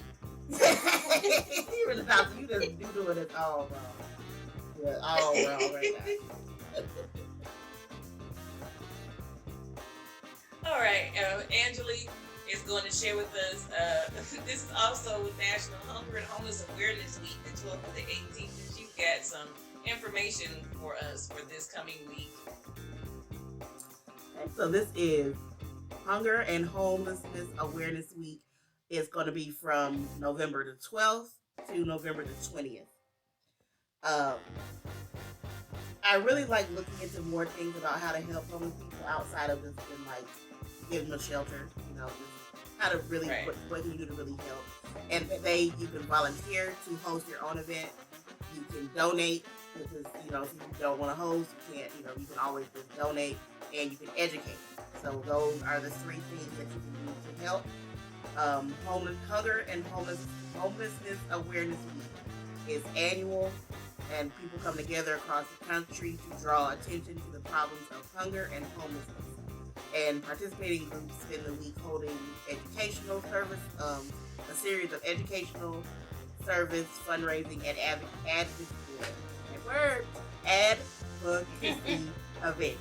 That word was like, not today. That's what that whole week is. That is not just, we're going to bring some food. Like, they actually help, do things that whole week to bring awareness to both sides and everything like that. It's held at more than 700 locations. So they've raised millions of dollars for local service providers, and it was founded in 1975. So again, this is not something else. This is not new. This has been going for a long time. they have the different ways you can take action. You can host an event where you bring hunger and homelessness awareness to your community. So if it's not necessarily where you are, you can host an event, and you can start one where you live. You can volunteer for one near you if you can get to one, or if it's not near you but you just want to go help, you can go find one where you want to go and volunteer for one of those. And you can get facts and help post online, share, tell people about it so they're aware of it. I definitely really looking more into this and seeing how you can donate and different things like that, and do they have any other things you can share that's even outside of that. And one thing I always know, when you're not doing something that's this specific, is it's really only three things. Like, not really, it's mainly three things that when you're dealing with even just your local homeless shelter or your local shelter or clothes bank or anything like that. A lot of people are like, well, I don't know what to do. They always say the main three things they always need are socks, underwear, and t-shirts. Yeah. I think you can get that. Yes, they need financial help. Yes, some of them have a food bank. You can donate canned goods too. You can always get to donate canned goods. But socks, underwear, and t-shirts, they said they always need it. Outside of everything else, people always like, oh, donate coats, donate. The basic layers they don't have. So you can get cheap packs of socks, cheap packs of underwear, cheap packs of t-shirts. And when I say cheap, I don't mean it's a little greasy raggy. I'm saying it's expensive. You ain't got to get Louis Vuitton shirts. And just donate those sometime when you can. And just make sure they have those to give out to people when they come in, and they might need to have something clean, or a lot of homeless people don't even have underwear or socks at all. So those things are always good to think of when you're not just focusing on these main huge ones that we're talking about. Just really just be aware of what homeless people need, outside of what you the obvious, but really what do they need to really help them just have at least be a little more comfortable, outside of the major things that we work on in our world to help with homelessness. But, definitely I'm going to post a link to this week, and I want to make sure everybody has information to that, and that'll be on our social medias that allow me to post the links, and it'll definitely be in the description on YouTube when that video goes up, so you can go back to that and get the information for that to share. So that is what I have for that, which is another amazing fundraiser event that really is helpful.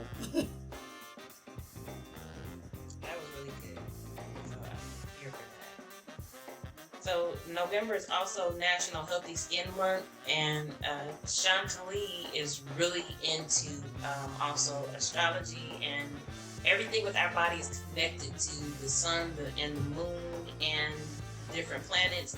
And she's going to share with us about our skin, caring for our skin, and how it's connected to. She's going to tell us what it's connected to. It's something. It's something. It's up there. Okay, this is National Healthy Skin Month, and so the planets that we look to in astrology, two of the main planets, because you can see the health of your skin from various planets, but the two main ones you want to look to are Mercury and the Moon. Okay, so what I would do is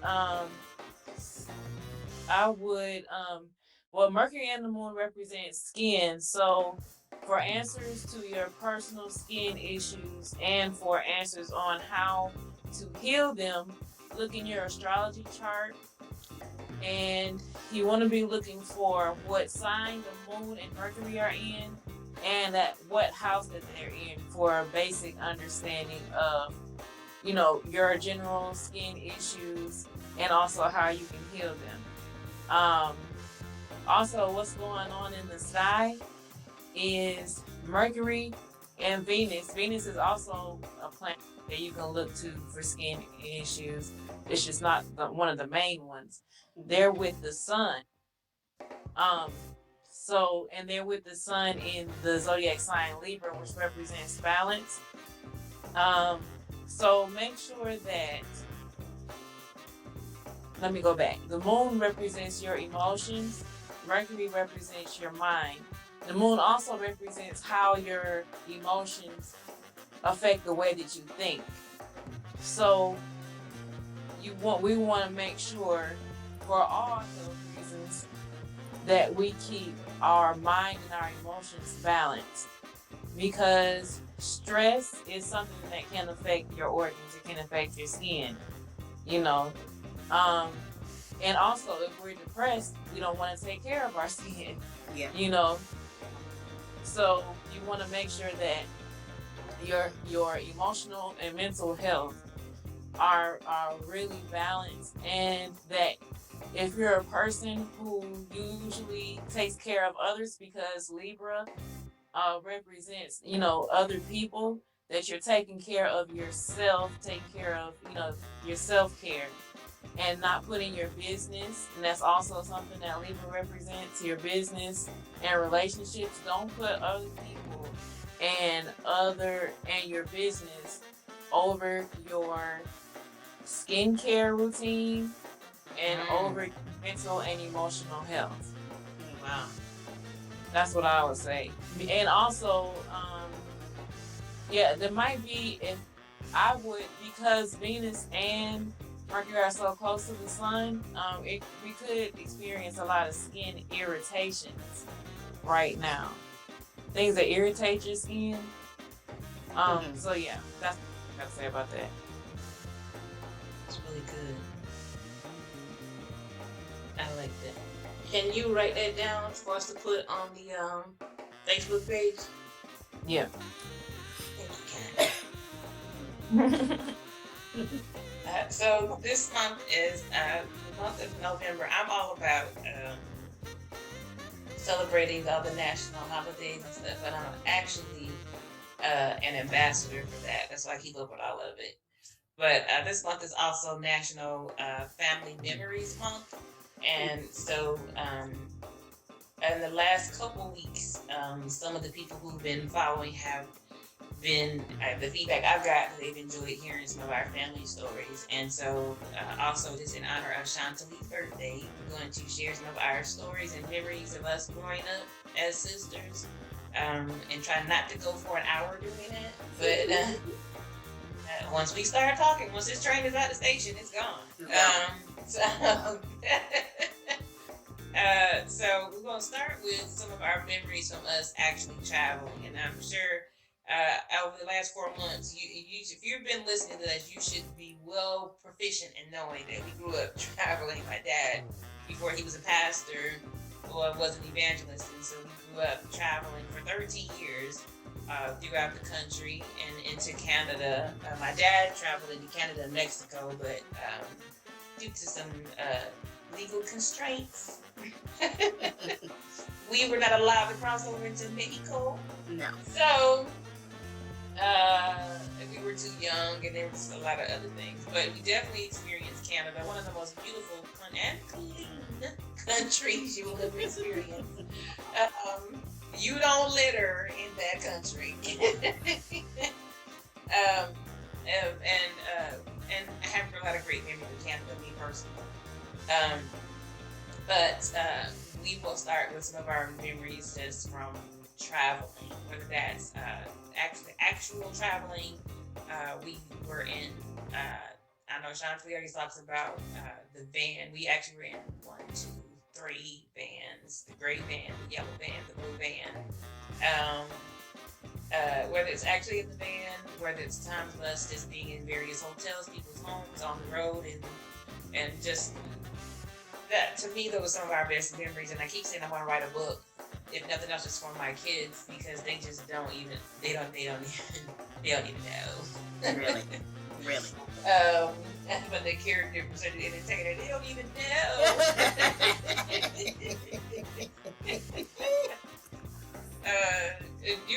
One of the things you had to be there. If you wasn't there, you just don't. You don't even.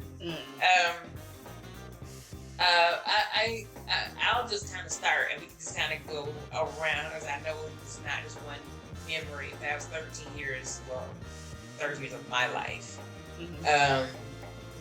Not Angelique's in particular. But but it was 32 years of mine.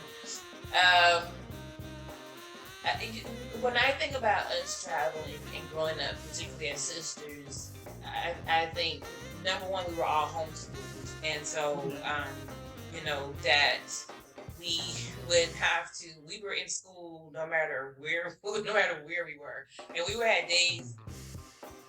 Now Daddy doesn't care to drive.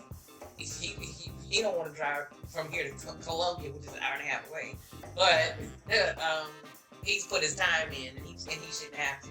Really? But when we were little, Daddy would be on the road. I mean, Daddy would be 8, 10, 12. He was the Energizer Bunny. He did it.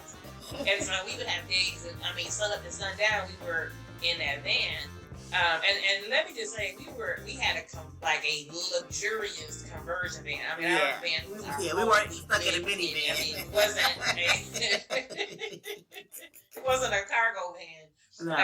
It's very, very, very, very comfortable van because we were in it so much.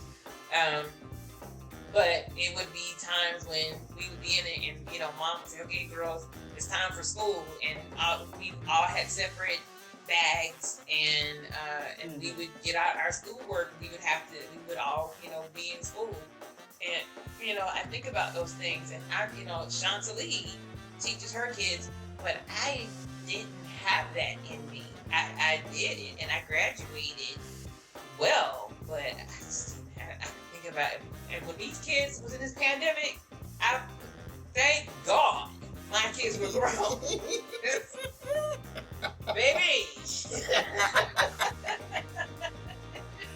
No, I don't see you doing that. Like, if you had to, of course you could have did it. Like, if you had to, of course you could have did it. But that was not a desire of yours. I would have had a prayer request every service, or they would have.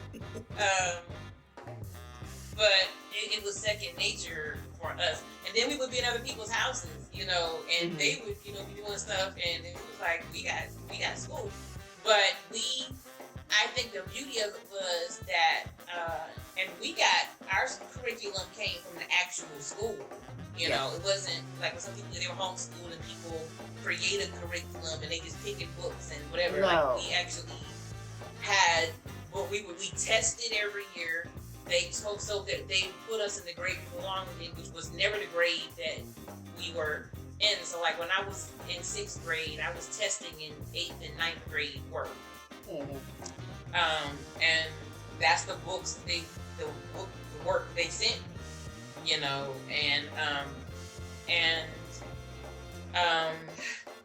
but the beauty of it was to have a mother who cared so much that she created what the other stuff that we needed. So we always had Black history and whatever else that we needed. Yeah. So, I remember for me in particular when we first started homeschooling, and a lot of people in our family thought I was going to be stunted and ruined because I started off in a private school with people who wasn't the same skin color as me. You guess whatever color you want to guess. Pink, purple, white, red, blue, fine. It just wasn't brown. And so people just really was, and the biggest thing was if you take her away from other kids, she won't know how to communicate with other kids. But I was traveling around the country around other people. Like, it's like they wasn't stopping to think. I was being isolated sitting in the house. Really? Any teachers in a hole? 10 times more kids. Yeah. Not just kids, but adults and seniors. And then I'm in churches, I'm around pastors, I'm around other cultures, I'm learning about denominations and I was getting more education on multiple levels than any of my friends were to this day. And so stunted was the last thing Leah was. Exactly. No. I was already a child that didn't have a problem talking, and then you wouldn't expose me to the world, so and to a whole bunch more people to talk to. So, that's something I think about just traveling, that we have those experiences. And I didn't have it by myself. That I did that, even though I'm 4 years older than Shawnee, 7 years older than Angelique, that we had that together. That we experienced that together, whether we was in school, at home we had a regular assigned time for school, chapel, PE, art, everything. Yeah. It's like every other child did. Same thing when we was in a hotel, somebody's home, in the van, educated, but I appreciate it so much now. I appreciate Mom and all that she did. She made it work. And that's one of my memories. I would think, well, I have a lot, but I would say like just want to be similar, but different, like meeting all those different people, like all different types of people, not even just religions, but like races and cultures, and not just like we would around so many different types of people constantly. And exposed to so many different things. Once we did, settle in one place and our parents became pastors, I didn't have the same experiences as a lot of people, like my friends, because it was like, well, I've been all over the place. Y'all ain't went no further than like 30 minutes away. Or sometimes some of them hadn't even left the city before. And it's like, I've been all kind of places. So it's like, even now, I mean, it's people my age that have never left where they live. And it's like, I don't even understand that. Like, nowhere? So just that memory of just all different places you would go and waking up, going to sleep and waking up in the van. But it's like, it was like 3 beds, honestly, because it was 2 seats and the one in the back became a bed. So it was like, we were all comfortable when we was scrunched up. My memory is the traveling. Like, I just have a memory of just the travel. Like, okay, we're going somewhere. We're going to be on the road for the next 10 months, 6 months, 8 months. And then, we're going. Like, shut down the house, turn everything off, we'll be back. That, like, backing up, like, we're not going to be back home for a while. We're not going to be anywhere near the city for a while. That experience just have really good memories of that. And the excitement of when we would go back to places that we would go a lot and I would get to see my friends that were there.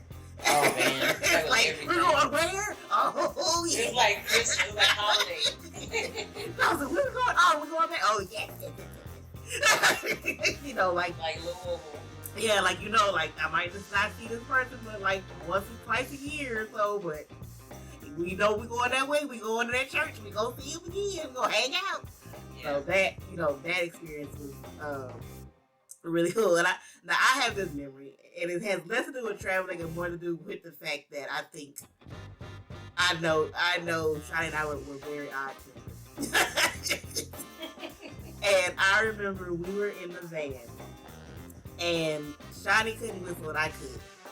So to help her whistle, we decided I was going to whistle into a Canadian Dry bottle, hurry up and cover it, and then she would inhale the whistle. Oh my gosh.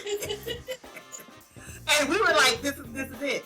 This is planned. This is happening. And we did it. And we were like, this is how we fix this. And we would discuss it. We were like, quick, as soon as you whistle, you got her to cover it. You can't let the whistle back out. And as soon as it's uncovered, you got her to put the ball team off because you gotta get that whistle, Shani. You gotta get that whistle. And I'm like, I came to think about that. I'm just like, oh my God, we were all we had. We were living our own little planet. And it's just like, I don't even know. How do you think that? Like, how does your mind be like, this is how you fix it? You can't whistle. I got you. This is how you fix it. This is what it is. Yep. But that was before. Because you loved her so much. That was before we tried to make wine in that bottle because we were like, we're gonna just shake the grapes. Lord have mercy. And that's what makes wine, because wine is grapes. And if you just shake the grapes in the bottle, that's wine. No fermentation, anything. Just shake them up. That's how you make wine. Grapes in a can in a dry bottle. Wine. Yeah, we did a lot of stuff in that backseat. No, you was back there trying to make the devil's nectar. We wouldn't. We just made some mushy grapes with some little juice. That's what happened when you let us sit in the back seat too far. We just had our own little adventures in the back, and y'all was too far away to participate. Oh, but I just always have those moments where I'm just like, ooh, we was some imaginative blue-eyed ducks. But yeah, those are some of my memories. What about you, Shani? I like to, I think that I like, what I liked the most was being able to see diversity, to see different people in different parts of America, and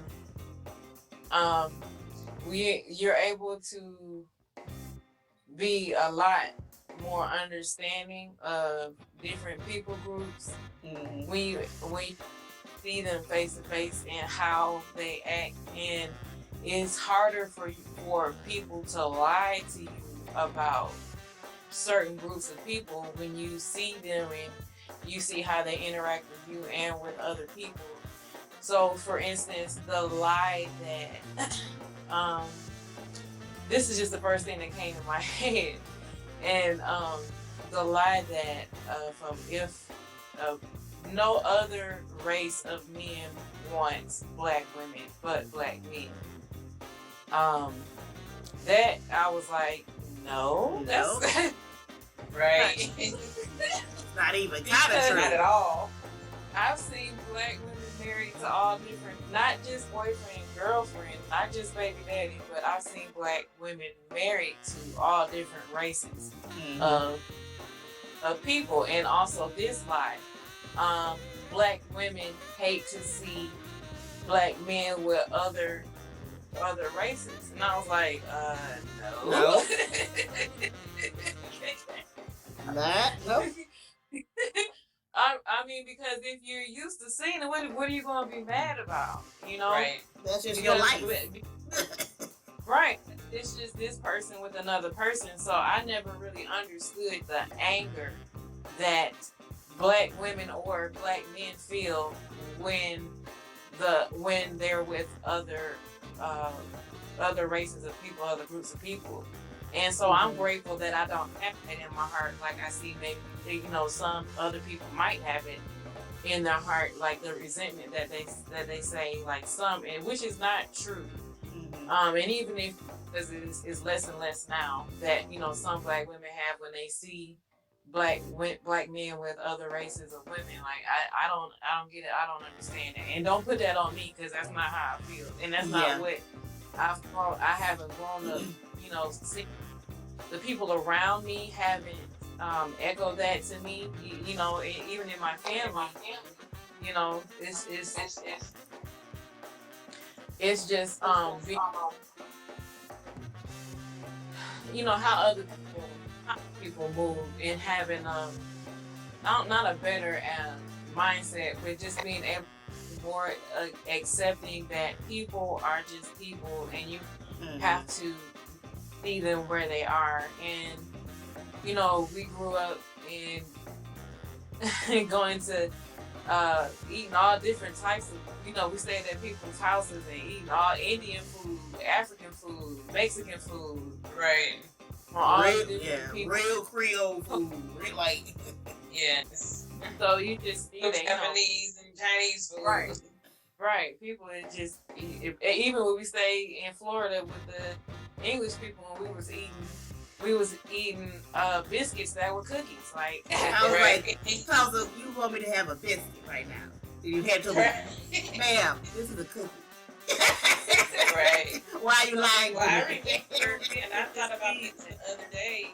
I don't know, y'all were so young. I don't know if y'all remember this, but the first time when we were going to Leeville, Texas, and we would always go to this Chinese restaurant, and the owner finally came out one day and he asked us, he said, "Why do y'all always eat breakfast food?"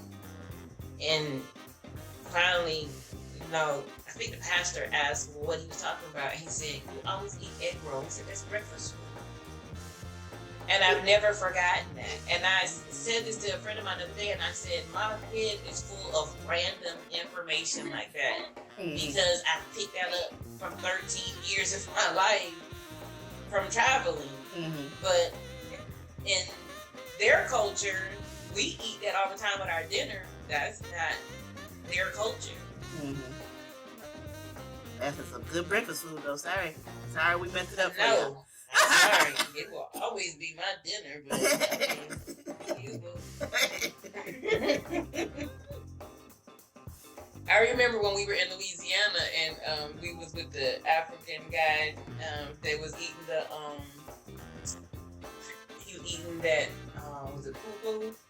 But he had the crawfish, and Angelique was not there for it. I remember my stomach being messed all the way up.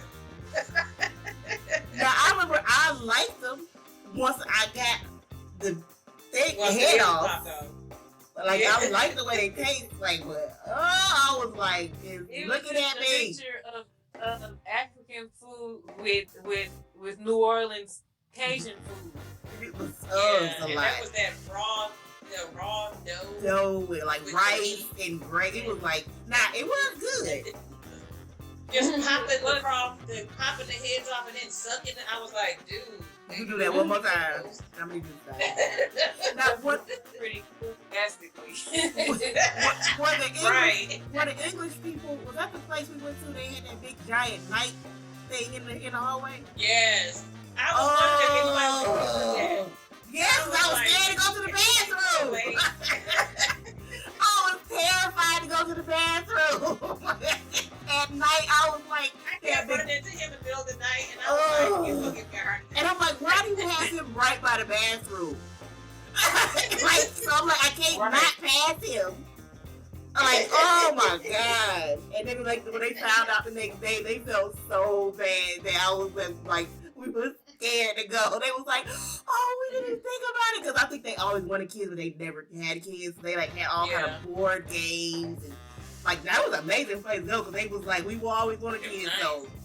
But they felt so bad that they didn't think about that night would be horrifically terrifying. And it was humongous. It was like a full size, it wasn't like a little miniature little thing. It was like a full size Black Knight thing, armor, just posted up in the hallway in the middle of the night. And it's like, yeah, I want to go to the bathroom past him. I was like, oh my god. Yeah, and he was standing like with his arms out with the sword, like he was like, no sir, no, I don't want. I remember that house was so clean. Yeah. I was like, their house is like insane. Like almost weirdly clean. Do you already live here? That's weird. And you know what? When we would stay with people like that, that would give me so much anxiety, because it was just like we had to be extra perfect. And they kept saying, we don't care, it doesn't matter. And we was like, yeah, it might not matter to you, but our parents already told us, look, we're going to leave this house how we came in. What about the people, like when you go in their bathroom and they would have like the special soaps and the special towels, and you wouldn't know what to touch, and you just be in there like, it's like a moratorium here. I don't know. That was how their house was. It was like, that's how I was like, dude, I'm stressed right now. I just want y'all to know y'all are stressed me out. And Angelique, when you were talking about us packing, I was thinking about like when Daddy would do the big tours, that would be like 2.5, 3 months. Sometimes we would be out for 3 whole months. That's 12 weeks. Yeah. And you know, we would have to pack strategically to be gone that long, and that would be us getting ready for days at a time. Yep. And you know, we would have to, you know, that means you got to fold your clothes a certain way. You got to think about every single thing that you're taking, and but what would be funny was it would take so much work to leave. You know, you thinking out all your outfits and your shoes, I mean, down to the hair bows and packing the school supplies and everything. But it would always be that last concert headed home. And it would be like, Mom would be like, throw that stuff in that suitcase, we going home. Like, we had to keep everything organized on the way. On the way back, it's like, we going home. We about to take everything out of wash anyway. We would be so tired, like those long tours. Because sometimes we would go from, like, sometimes it was like we would go, Daddy would sing one place, and then we would have a couple days to get to where we're going to rest up, and it'd be like the night after. Sometimes it was like, we done here, we go straight to the other one. And the next one is the night after. So it was like, some of them things was like,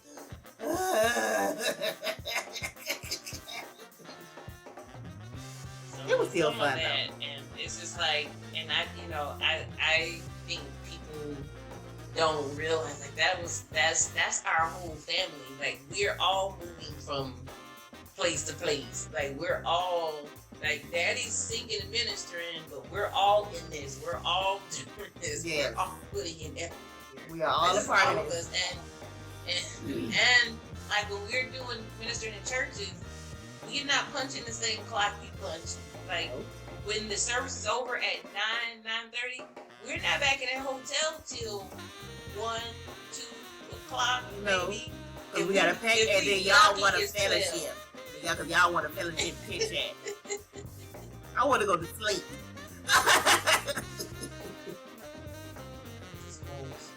But, you know, that was our life. That was our life. When Chantilly was talking about the diversity, Shawnee was a baby when this happened, but I'll never forget, we was in Parker City, Indiana, and the pastor's daughter saw Shawnee. Shawnee was in her car seat, and she was holding Shawnee's hand. And she said to her parents, she said, look at this baby. She said, she's so pretty. She said, this is the cutest black baby I've ever seen. Oh, and, you know, Mom and Dad trained me to be so protective of you all from jump. And I looked at her and I said, she's not black. She's brown. Her skin is brown. And I didn't mean no harm. I was being honest because, and then actually Shawnee's skin was very, very light, actually. She wasn't even brown. She was really, really light. She was born, she was a baby. And Lydia looked at me and her dad, she didn't know I was funny. And Pastor McAdams, I'll never forget this. These people don't care, honey. Trust me. And her dad looked at her and he looked at me and he said, well, you know what? He said, you're right. She's not black. And he said, just like I'm not white. And this I will carry with me, and Mom and Dad will remember this. He said, I'm not white. He said, I'm kind of a pink color. And he looked at his wife and he said, my wife, she's kind of an olive. These white people named all they white skin colors. That white guilt is something else. Really? He's like, well, you're kind of orange and you're kind of yellow. Sir. I would never forget that. Okay. They didn't mean anything by that, but it was just so funny to me. You know, as a kid, I just remember just kind of watching it happen, and it was kind of like, okay. I got to be older, and I was like, what the tomfoolery? y'all could just took their response and said, oh, okay, we're sorry. No, y'all got to take this all extra. because it literally was every other person in the church. Like, it didn't go beyond the pastor's family. Was every other white person in this church. It was like, you're this color, and I'm that color, and you're but yours. And I was like, Lord, this was so not the point. well, I'm still brown. All the Elijahs are brown. I don't know what y'all are doing. I don't know what color palette y'all on, but we brown over here. But I've always thought about that and held that to my heart. Actually, in a very happy place, because it was one of my memories where I thought, these people did nothing but love us, and they always loved our family every time we came.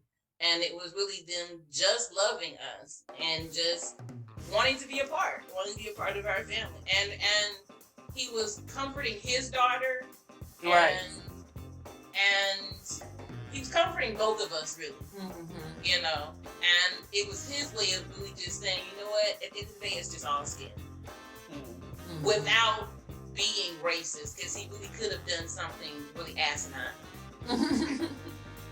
which we've all heard and seen, So I really thought it was really funny. And I mean, I was 5 then, so that was almost 40 years ago. And I know when mom and dad hear this, they'll remember that. That was just so funny to me. And I can't tell you how many times in my lifetime I've thought about that. And it always makes me laugh. Because I swear that went on for about 30 minutes. I mean, it went on. I'm glad I would have been so uncomfortable. Really? Y'all doing too much. I would have been in the bathroom until they got done with that. Really? I feel you. That's not. I'm like, what is this? What is happening right now? But my favorite traveling memory will always be us playing those salty tapes and singing our little hearts out. That was. We thought we was gonna be some performers. I remember that we used to argue over who was supposed to sing Charity Church Mom's Party.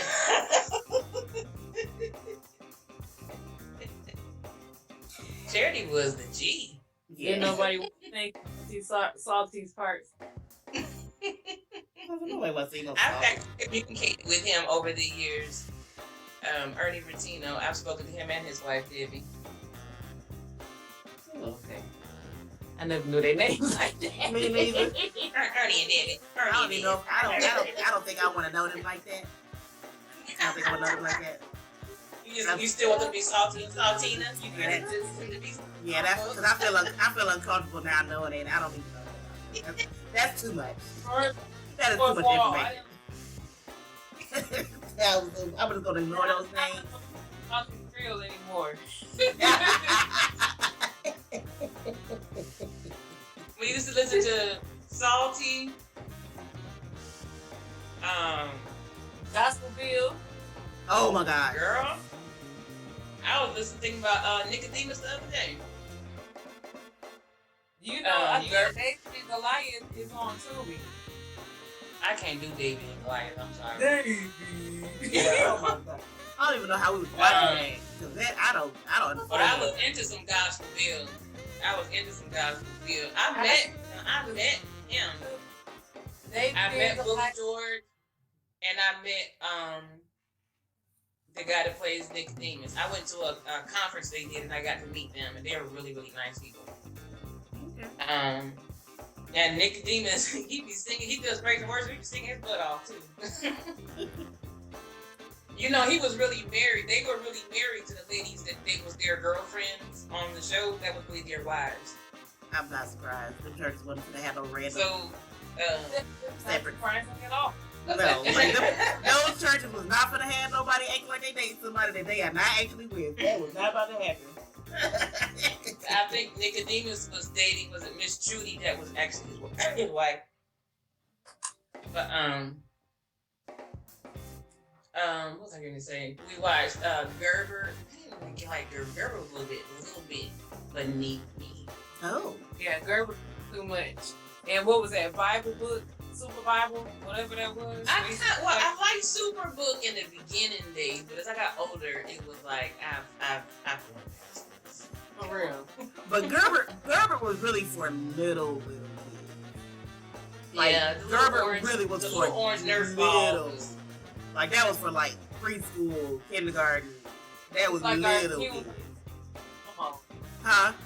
I was trying to think of. Yeah. He was like, He was a Christian, Elmo. Yeah, that's what I'm saying. He wasn't made for... I was trying to think of the computer. oh, I know what you're talking about. I'm going to like, Oh what my is the gosh. computer name? He came after Salty. I can't think of his name. Oh, this is going viral. Oh. Daddy even sang one of his songs. Think of it. Guess what? I just had it pop in my head. What? You ready? And you, Renee, you might remember this, and you probably will. Super Kids Academy. You can keep that to yourself. Thank you. That was a bop! She's going in, Angelique. Man, that was a bop!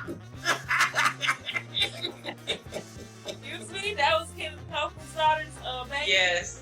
Yes. Yes. They was trying to have a little soul. I was actually aging out on that one. Thank you. Yeah, me too. But I had that song so I could forget. I'm sure you did. What is the name? You know who I'm talking about. I do. Yeah, Right? Oh, this Yeah. is gonna I bother don't me. know that they gotta be. I don't know what to put in Google. Me neither. The robot after Salty. What? I don't know. Oh, this is gonna bother me. Wasn't there like a lot of kids around it? Yeah. What was the name of the song that Daddy sang? You Satisfy My Soul. Let's start from there. Okay, work back. I'm pretty sure nobody knows what we're talking about right now. These are our memories. And when we went to Maranatha in West Virginia, they even reenacted the whole thing. They would do it for their camp meeting. They did Salty a couple years, and then they did this computer thing. Was it Kobe? Boom! Boom! I knew I was gonna find it. I knew I was gonna find it. Boom, boom, boom. And you talking about nobody. Somebody, I found it because somebody posted a YouTube video called, their name's called Kobe Fan 101. So. We probably know him. You might as well type "hey" in the comments. We probably grew up with them. We probably know them. Yeah, it was Kobe. Kobe Clubhouse. Ask him, do you know Dwight Elijah? I'm sure they know us and we know them.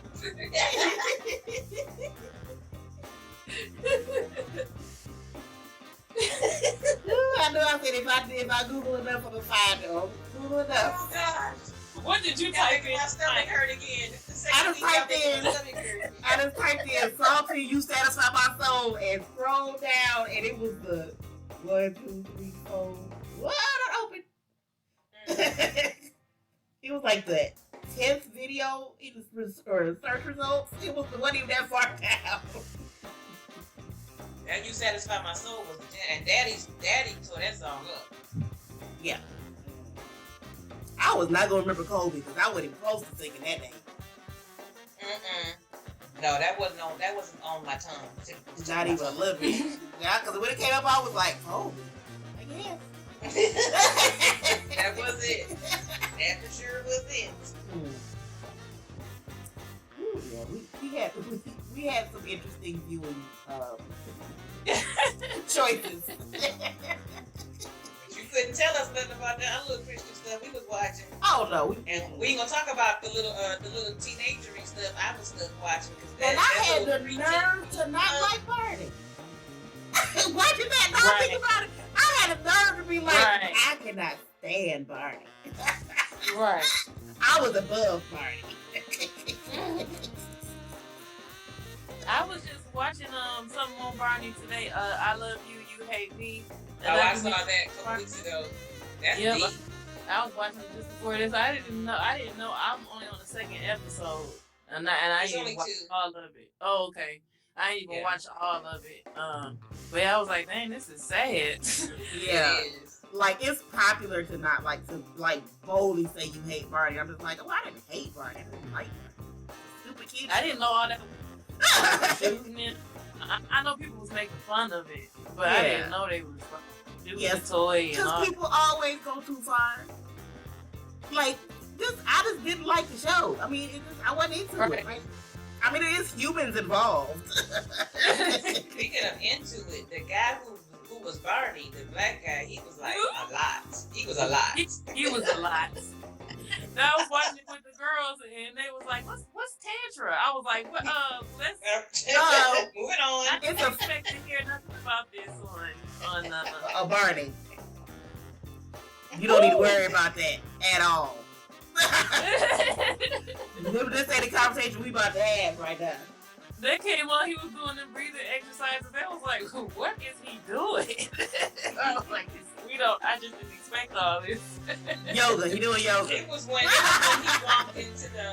he walked in the room and he saw the suit and he just instantly started crying. He was like, "Barney, I love you." I was like, man, I didn't too much. Oh, I haven't even seen it at all, so I gotta watch this to see what's going on.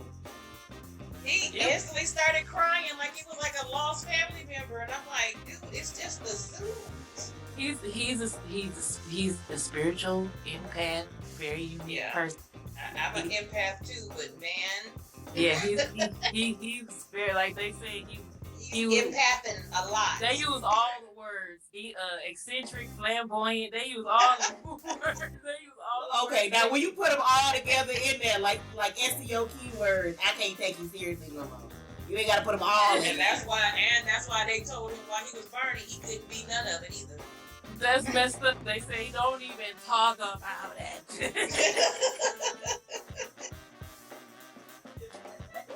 They was like, you gonna cost us some money? People think we weird. Lock it up. Because you like nothing is what you are. You are nothing is what you like.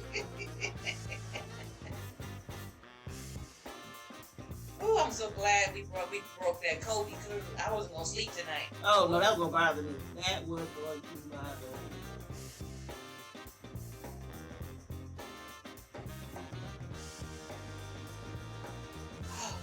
But then Salty was the one. But then Salty started changing. I don't even remember because I didn't even. Oh no, I take it back. I did see something about it again. It wasn't the same. Yeah, it started changing, and I didn't. I couldn't. And then I think too, I just started getting older. But I was really into Salty for a long time. But and then of course, I started veering off as I got older, and I started getting into the rap music. And that's what Mom and Dad was like, "What's wrong with her?" Oh. into the mode, two honks and a Negro. Let you out in the world. And this is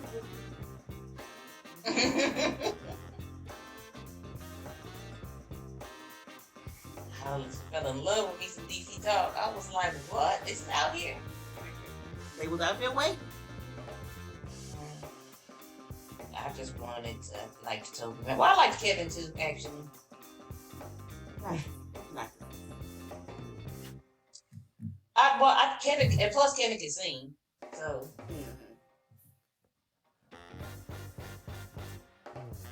You seen that? Well, you saw the Jesus movement. The way they talked about their group, I was like, boy, they did not get along, did they? No. Not even a little bit. And I was like, they hit it till they couldn't. That's really what happened. They tried to keep y'all can't have this, y'all is not it. I really thought they was like best friends.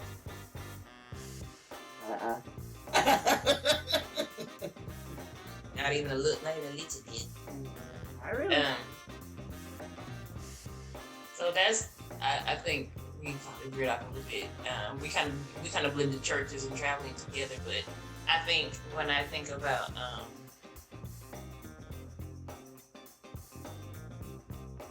churches, I feel like shining though, and I think both of y'all said it, that we got to just experience meeting so many different people and going so many different places, and we got to experience it in a way where it wasn't pushed on us, like, look, you all are meeting different people, or these people are different race or different cultures, a different denomination. We were just meeting people. So we were meeting Baptist people, Pentecostal people, Episcopalian people, Presbyterian people, the Catholic people. We were meeting so many different people. Like Shani said, African people, Indian people, Latino people, all and I just say Latino because it was Puerto Rican, Cuban, Mexican, Dominican, Haitian. Just we met so many different people at different times. That it just was our life. Yeah. We didn't know anything different. When we first started traveling, I thought everybody lived like that. I thought everybody was meeting everybody, and I didn't know anything different. So I also feel like Chantilly, you can't make me feel a certain way about other people or other races or other belief systems when I've grown up and experienced the things that I've experienced. So I just had this conversation with somebody yesterday, actually, when I was just saying, I understand that racism is in this world, but you can't make me racist. You can't. Because I just don't see the world that way. I just don't. And you can't make me see the world that way. Not when I have seen what I've seen and experienced what I've experienced, and I'm friends with who I'm friends with. And I've been loved by too many other people who are not my race. Genuinely loved. To hate somebody just based on the color of their skin, that would be idiotic for me. That would be disrespectful to me, to God, and all He's done for my family, for me to move that way, just because I'm Black. And like, why?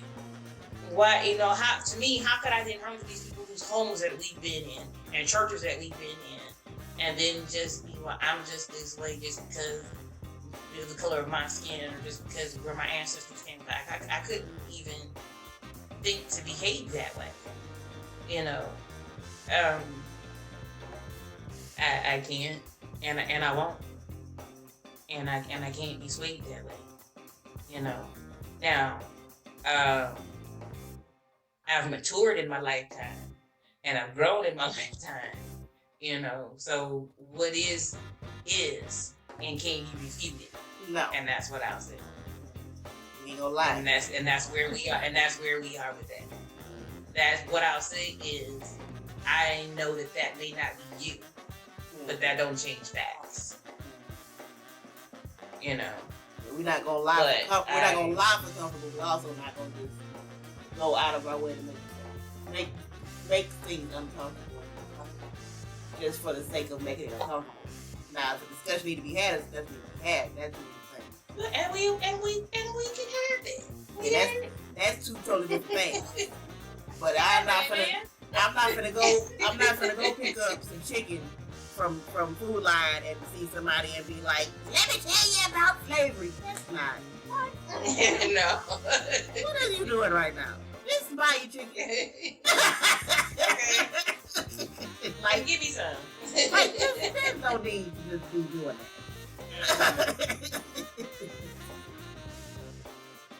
I will say, what comes with growing up, how we grew up,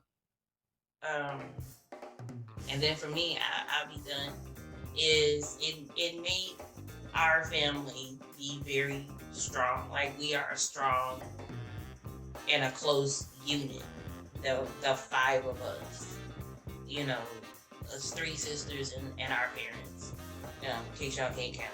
1, 2, 3, 4. Thank you for clearing that up. I didn't know if they did.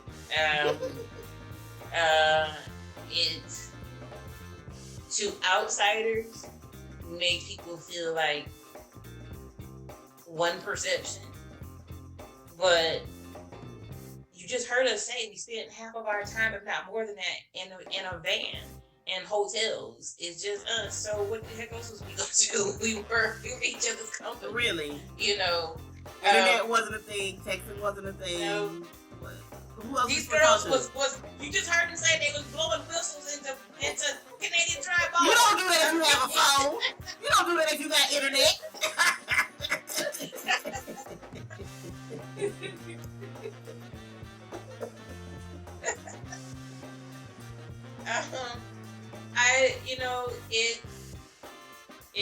I'm so grateful for, and I can't never say it enough. It definitely allowed us to know our parents.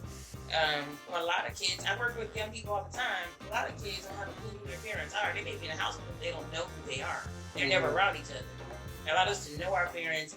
It allowed us to know our father as our protector, because he was always there to protect us.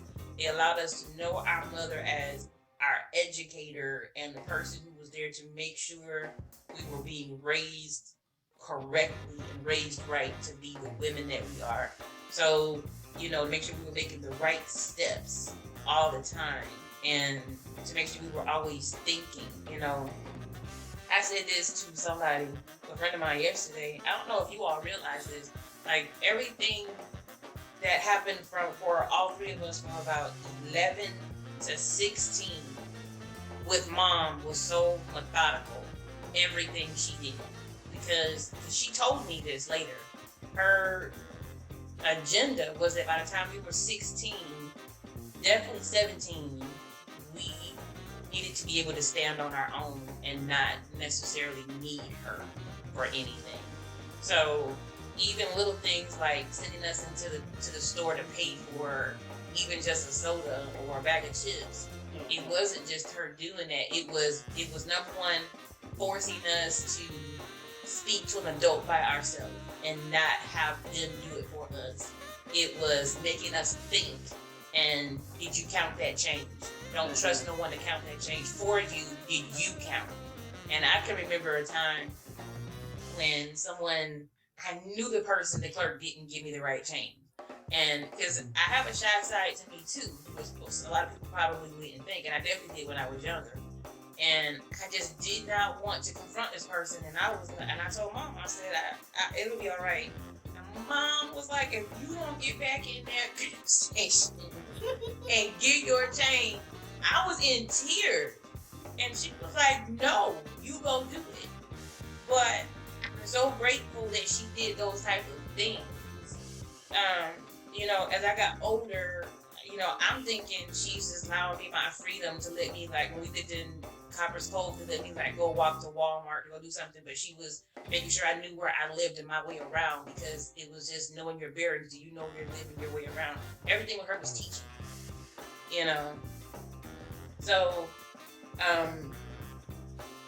and a lot of that came from because we were traveling, I'm sure it would have been the same if we were stationary, but because we were in so many different places around so many different people, it was this full court press to make sure we were extremely developed and ready and could be okay no matter where we were, and she achieved that, and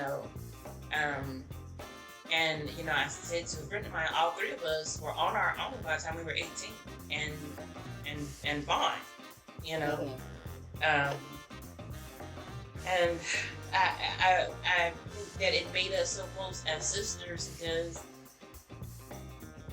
we met a lot of people, we were friends with a lot of people, but at the end of the day, we were all we had, And I'm much older than Angelique, but that didn't change the fact that I still see her as my friend and my sister. And who else was I going to talk to? So, I can say I've always genuinely enjoyed you all's company, and I've had my teenagery moments. I think like any teenager, and for those things and times that I've hurt you all's feelings or offended you, I sincerely apologize. But at the core of it, I've just enjoyed my sisters, and once I became an adult, I was just like, these are my friends. I like these people, and one thing Mom always told us growing up was, you got to be good to these two, because there may be a day when that's all you got. That's the only two people gonna be in your corner. And there have been plenty times where you two have been the only two people. At least it felt like you were the only two people in my corner, because it felt like the whole world was against me. And what I do know to be true was, you're the only people outside of Mom and Dad who I know me.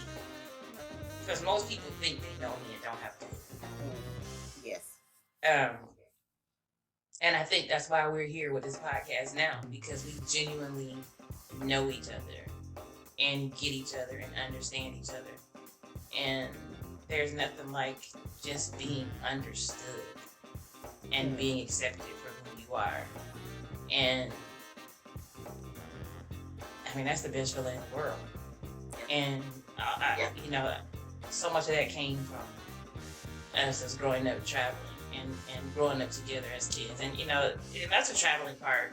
But even once Mom and Dad became pastors, those first couple, because they became pastors when I was 16, and I was on my own not long after that. But even those developmental years, again, we were all we had, because when the church was first forming, you can't trust folks. No. And who did we even know? Like, outside of like family, we was just had a whole bunch of people to just be hanging out with.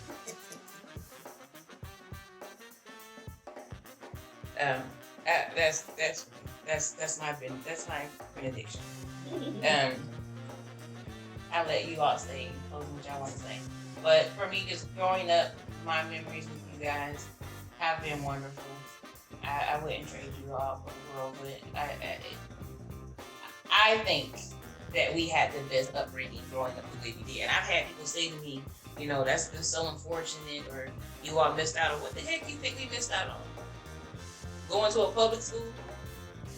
Most of my friends couldn't stand that school, so. Right. The most things I hear people when they say that, if I really nailed it down, is that I didn't go to a high school, that I missed out on prom, that I never went to a dance. Okay, well, I'll be the first person to tell you, I was very fast. I was boy crazy, and Leah didn't need to be up in those scenarios at all. Nobody's prom.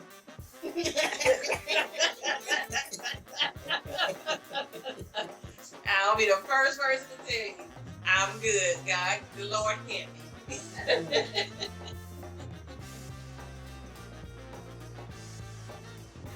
I'm straight. One of y'all to talk. I think we ready to wrap it up now. I think we done went over everything. I don't know if Shadi had anything else you wanted to cover, expound on. Oh, it's so hot. I'm flashing. I'm not flashing, but I am hot. But if not, I guess I'll think Nicole is coming back. Bye, Nicole. But I'll wrap it up by saying, I'm not gonna go into detail about it because we've been on about 3 hours.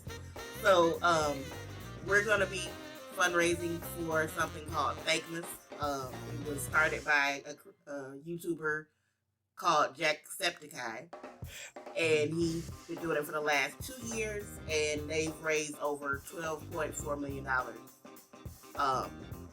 doing this. And this, they fundraise for different things. And this year, it's going to be now till it's going to be a live. People that are live streaming are going to live stream the big major one on December 10th.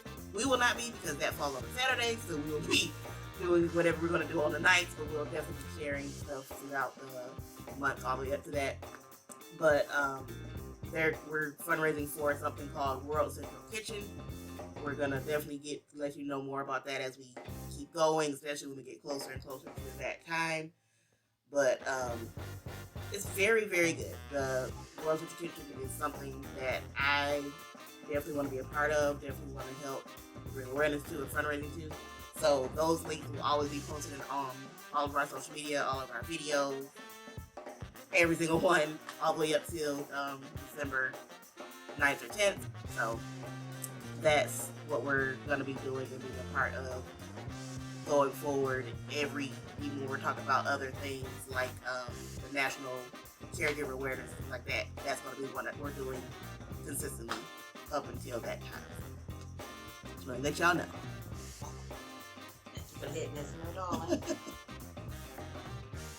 All right. Well, if that is all, we will go ahead and wrap things up. It has been a wonderful episode. As always, we have enjoyed sharing with you all. We trust that you all have enjoyed being with us. Our show next week looks to be absolutely wonderful, and we will be back on more of our thematic shows. Yes. A little bit more. But we have enjoyed just kind of shaking things up and switching things up and doing things a little bit different, and just giving you all some sister chat and just letting you all into our lives for a little bit. But we will be back next Friday at 7 o'clock, and we look forward to having you here with us. Until then, I am Leah. And I'm Shiny, but I have a question. Oh. Renee, are you working on anything that you wanted to talk about? If you have anything coming up? I am working on a project for the holidays in the Florence area for autism. That is set for the middle of December. And I will have exact information when we come back in February. We had to change the date, which is the only reason why I don't have exact things because of the location. But it's going to be a beautiful arts night. It's going to be a formal affair.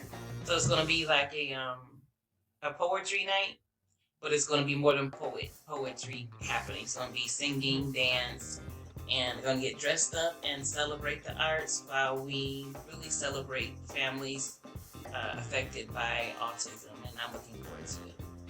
Oh, okay. All right. So we look forward to hearing more about that. And I also have a video coming up. I'm going to start talking more about how to brand on my channel. I'm a branding coach and also a astrology reader. So I show how you can create your brand also by using your astrology chart, so it can be more in alignment with who you are and what your purpose is. So I'm going to be starting with how to do your brand purpose and also how to find your purpose in your astrology chart. And that video is coming up pretty soon on my YouTube channel. All right. Can't wait for that.